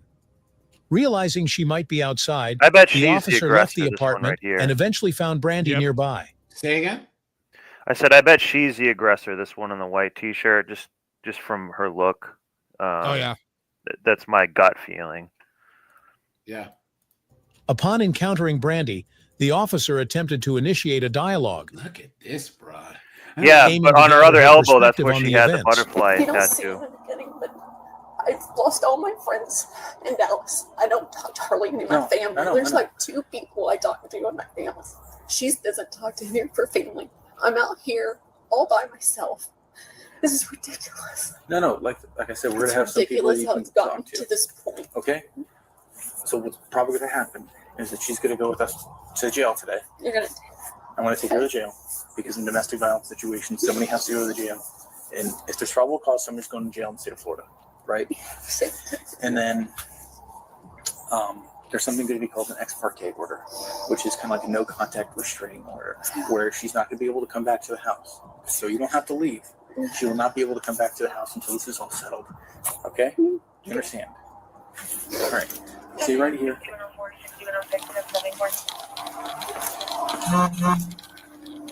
And you know each of them is going to get with a big butch girl One female. next. It's going to be a white female. And then another tip. Court that's not a possibility today. What's that? For court? Did they run court on Saturdays? Because I need to bond out like ASAP. And obviously, this is not her first rodeo. Yeah, exactly. Garlic croutons. Pretty early. I just had to say it. Yeah, I gotta go. This cannot happen. Yeah. I'm going to get you in on the passport. Oh my goodness, guys. And then, so before I have you come in, I just have to check you, okay? Yeah, of course. You said you don't have anything on you? I have like my 0% vapor. All right, is that THC? No. Okay, because if it is, just so you know, if you go into the jail with any narcotics, it is a felony. No. So if you have any narcotics on you right now, no, tell me so we can get rid of it. Yeah. I have this lighter. Look at that. All these tattoos. Look at that. Beating up her girlfriend. Okay. So what I was saying earlier Yes, sir. is in the state of Florida, if there's probable cause, Yes, sir. which isn't beyond a reasonable... Someone has to press charges, right, guys? And this is what the feminists asked for. This is what the feminists asked for. If someone calls the cops, someone has to go to jail. Guess what? They figured out that women initiate physical abuse more than men. So guess what? Congratulations. You played yourself. You played yourself. You know? Well, it's probable cause, which is more likely than not. Listen,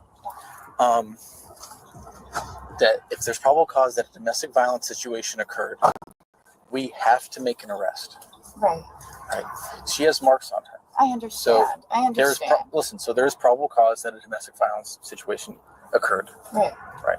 So she could explain everything to you at the jail. That's why we arrested you. Right. Somebody has to be arrested.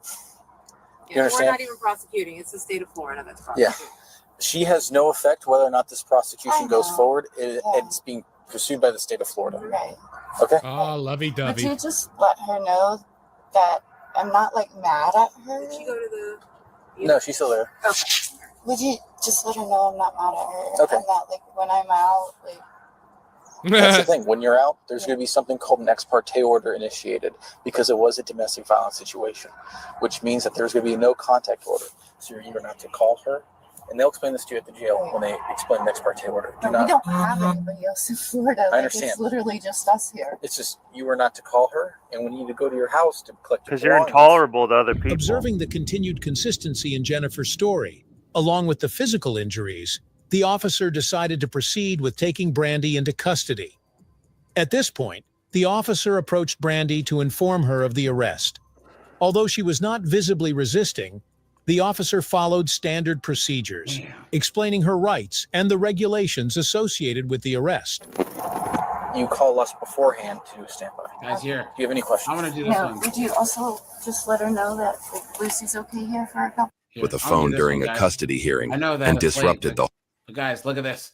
Look, guys, listen. This is What? Oh my come on, God. come on. This is Police Insider, guys. You know Police Insider's got jokes, right? Listen to this. Yeah. Listen. Auntie No Neck punched her sister's baby daddy in the face with a phone during a custody hearing and disrupted the whole courtroom. Nice. Yeah, He wow. said, Auntie No Neck.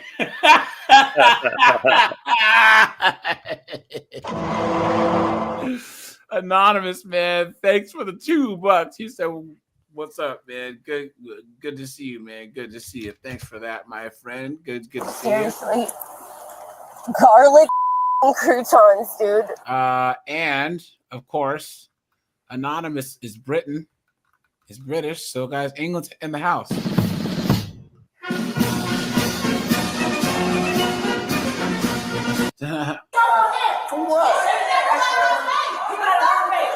Where's the race car at?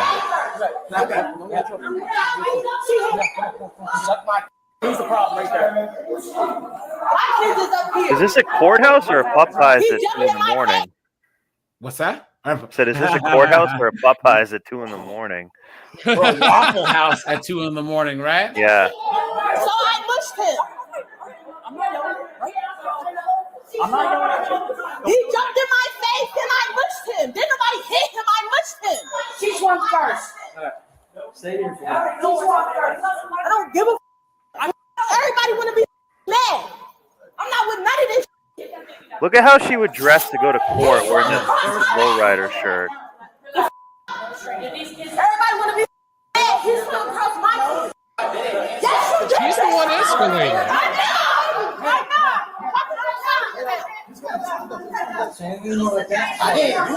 She just punched my face. Look at the size of him and look at the size of her. Guys, Nug knows no bounds, dude. I get it.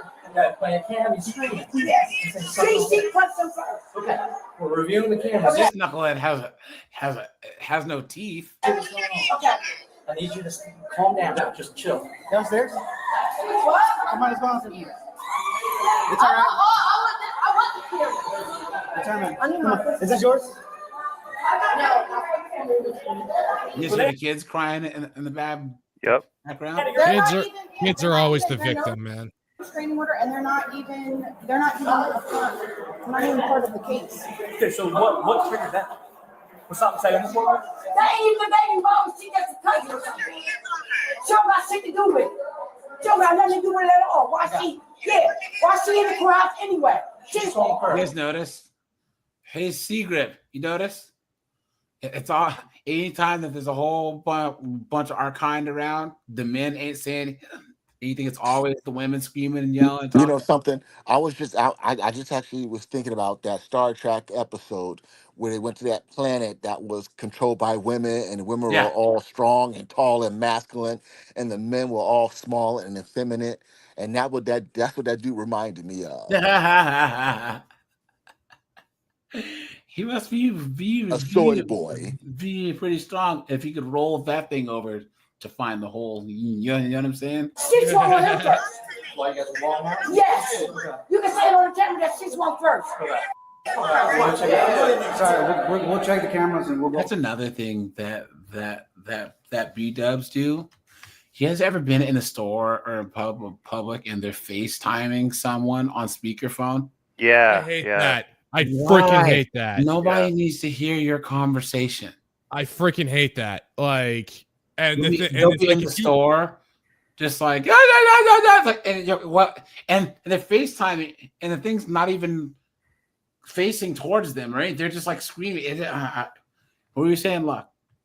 No. It's like if you ask anybody who's worked in retail, they'll freaking tell you that's like on the top of the list of annoying things that people do is when they're on speakerphone. And it's like you're trying to run register, and it's like they look at you as if you're the jerk because you're trying to do your job while they're freaking talking about dinner plans or arguing or whatever. Yeah. Like, can you get off the phone for like 2 seconds so you can pay me the money and get out of here? Who do you think you are? This is an important conversation I'm having. Yeah, he jumped in my face and I mushed him. I didn't hit him.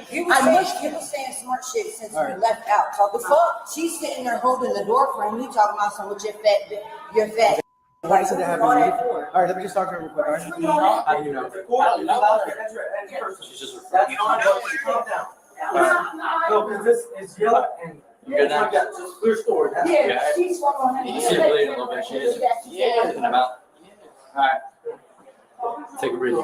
He busted my lip. Look, that's why I said. Okay.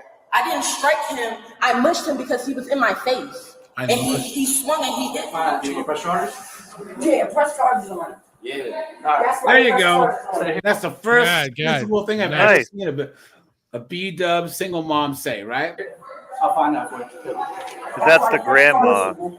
Conflicting accounts from both parties made it unclear who started the incident until control room officers examined the surveillance footage and identified the primary aggressor. She wasn't supposed to have the court hearing today. They ended up saying that they were still going to continue to have it because they found a judge that would take the court hearing or whatever. So they ended up having it. But he came out, he started having slick shit to stare or whatever. Then he got in my face once we got towards the end of the stairs. I mushed him and he swung and hit me. Like he literally turned around. She was holding the door for them. And he was like, with your fat. What was all that for? So we are chilling? Yeah, I need to go. I don't want to be in this corner though. I get it, but they got to do what they got to do. I didn't do nothing. I didn't say that. I never said that. No, we're just trying to put you guys up. That was it. I see hands connected. He was for trying.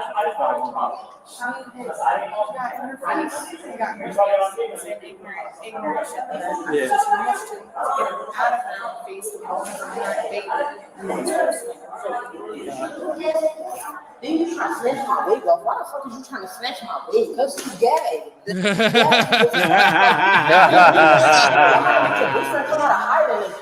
It always comes down to the freaking wig. Yeah, isn't it funny, guys? That's what's wrong with you. Do you happen to know? Do you happen to know if there's like any restraining order active or anything? No, that's why she's wigging out. No, it's not a restraining order.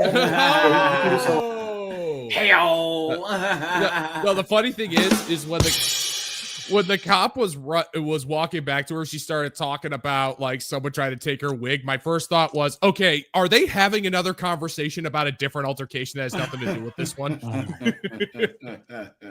Right after everything's situated, you guys can do that. Where is it? Right, family intake. Second floor. You guys can go and take care of that, right? But right now, I guess they just want to check out the footage. I cannot wait. I can't. Wait, just so you know, I am. You are being. About your recording? Yeah, but still. Oh, you really should. I didn't about none of that. I'm mad. And my kids was involved, so I had every right to be angry. I don't give a and everybody's getting up. Okay. Baby girl's itching to get herself arrested. She's not even related to the kid she's calling hers and had no business being in the courtroom that day. What? That's not even her kid? Oh my God. What are you talking about? You know something? Guys, So why? all I know is this video makes me grateful. One of the things that I shared with you before, AJ, was that I haven't dated a woman in America since 2018. And so for me, every 2-3 months, I'm in DR, Colombia, and, I have enough fun to where I can come back and I'm in monk mode and I'm just focused on my work, my career, my hobby. Like I'm focused on me. And then in 2-3 months, I'm back over there. And over the next 2 weeks, I have so much fun and just such an a release to where I can come back. And then once again, 2-3 months, monk mode, focus on me, my mission, my purpose. Yeah. This video makes me grateful that I don't know I don't why play guys this game. still date B-dubs. Like why? Because I'm allergic. Seriously, I don't even talk to B-dubs if I don't have to. There's some B-dub coworkers of mine, but guys, I'm serious. In my everyday day-to-day life, I try to avoid B-dubs at all costs. Nothing good, especially being a black man. Nothing good can come from dealing with, and this including my own mom and my own sister. To hell with them too. Seriously, That's the last thing we want to avoid. We just want to avoid problems because you have your kids here. Ain't no avoid problems. My kids is right there. You want to get inside somebody's face trying to be tough. I'm not one of them. I'm not. You said he's smiling. Bitch, you said he's smiling. You gonna boy. I'm not. Or you will get locked up. For disorder. What did I do? Okay.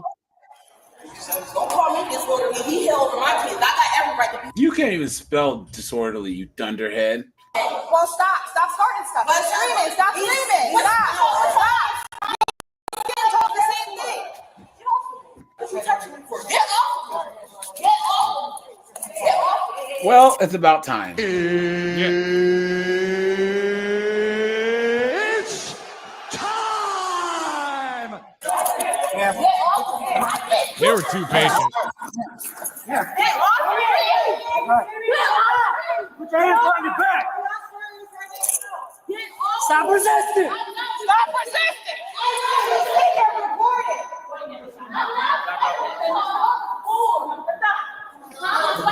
Can you imagine us being a guy coming in to pay like a parking A ticket traffic and ticket or seeing something, all this yeah. mess with these Yeah. idiots here? Ridiculous. There goes my afternoon. There's no sense of decorum with these people whatsoever in a courtroom.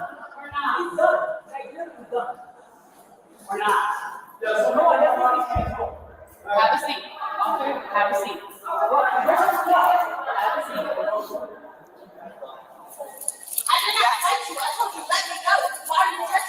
Nobody was being a threat to y'all. I had every right to be dead. You swung over my kid. You screaming person. I'm not screaming and cussing. Did literally both. He doesn't know it right now because I'm mad. Oh, you're mad? Oh, okay. Let me let you go then. My mistake. Well, guys, she asked for this though. Yeah, she asked for this. Octavia asked for this. You know, Didn't she say no big deal? I got bail money or something like that. Yeah. What? Well, now you get to spend that bail money, now don't you? Put the money where the cell is. There's a whole lot of shifts at Popeyes, right, guys?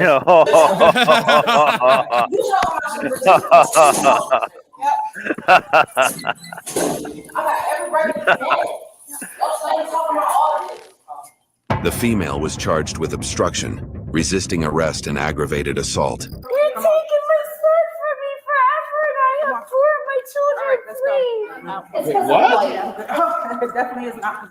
While a public freakout anywhere is unjustifiable, this irresponsible mother In crossed court? the fence and started shouting at the judge.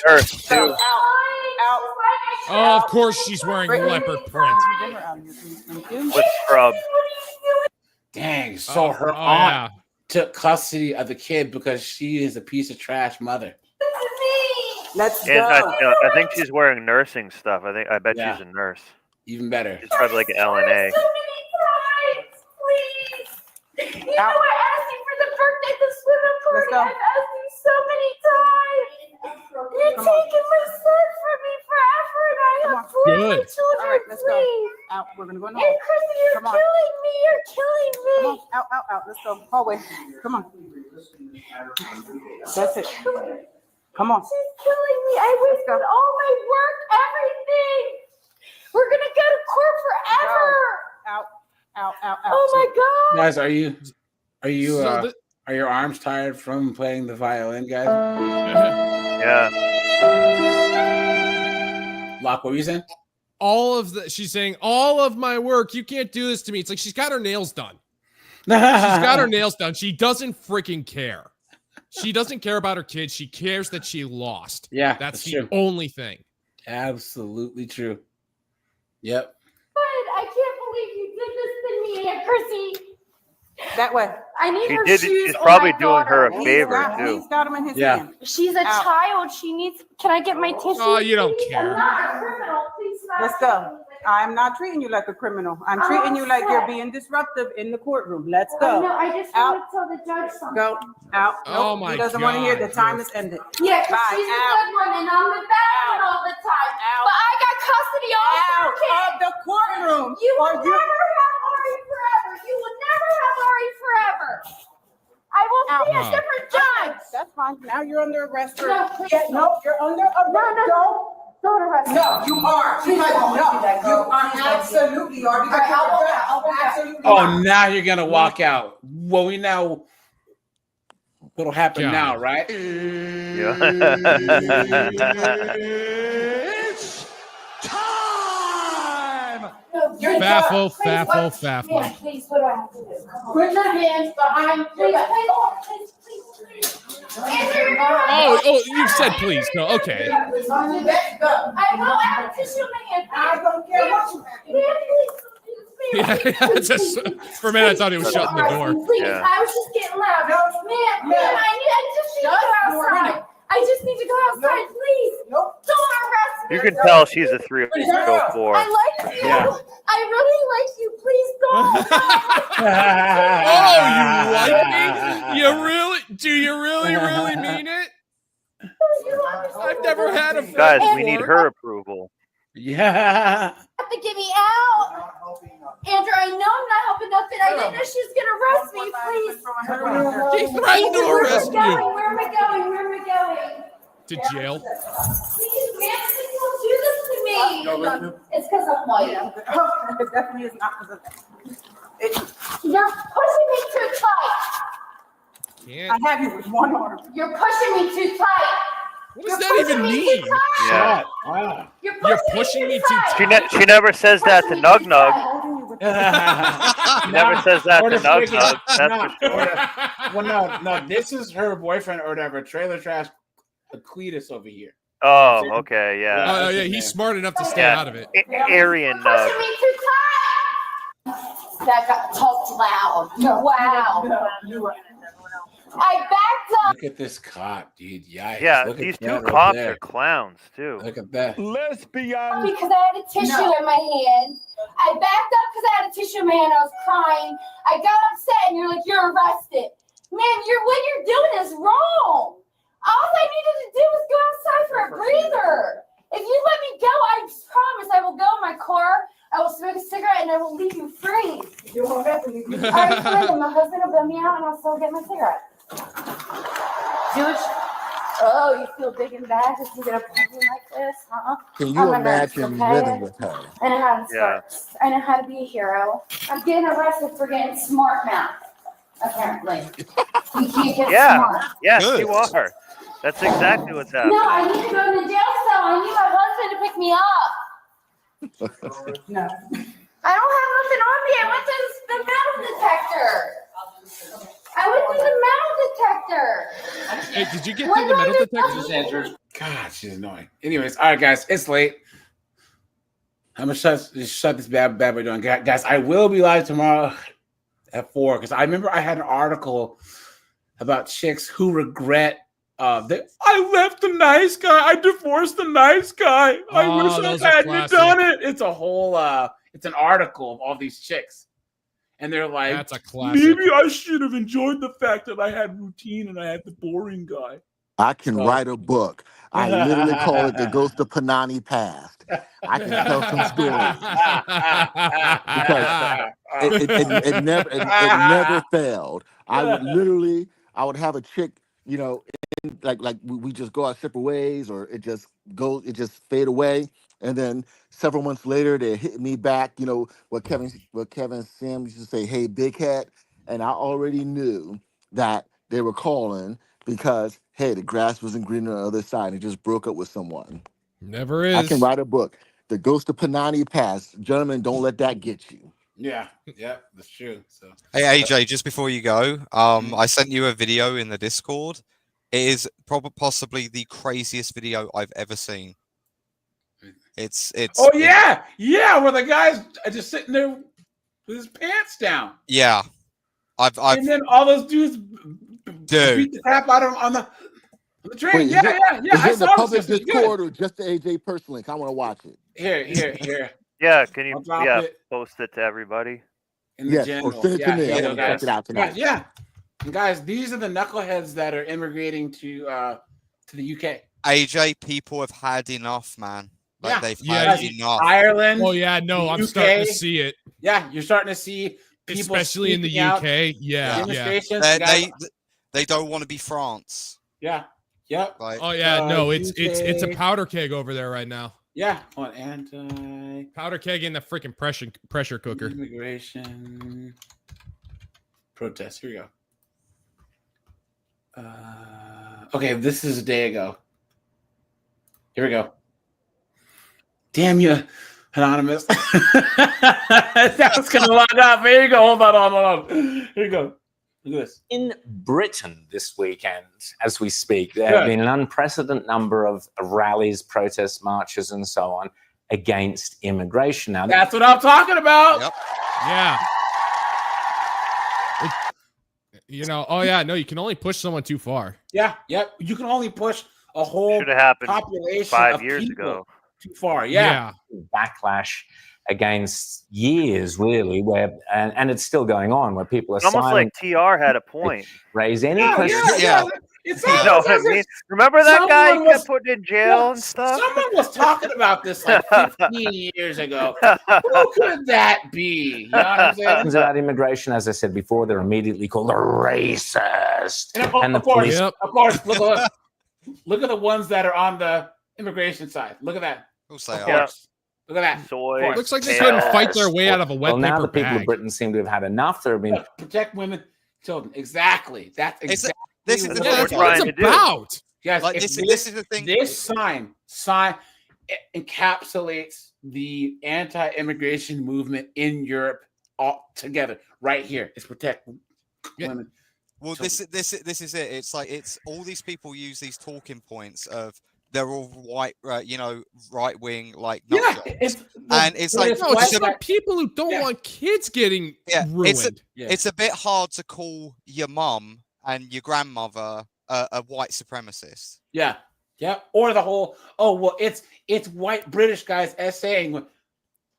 No, it's not. No. Dude, an Afghani guy is like 27 times more likely to commit an essay in the UK than anyone else.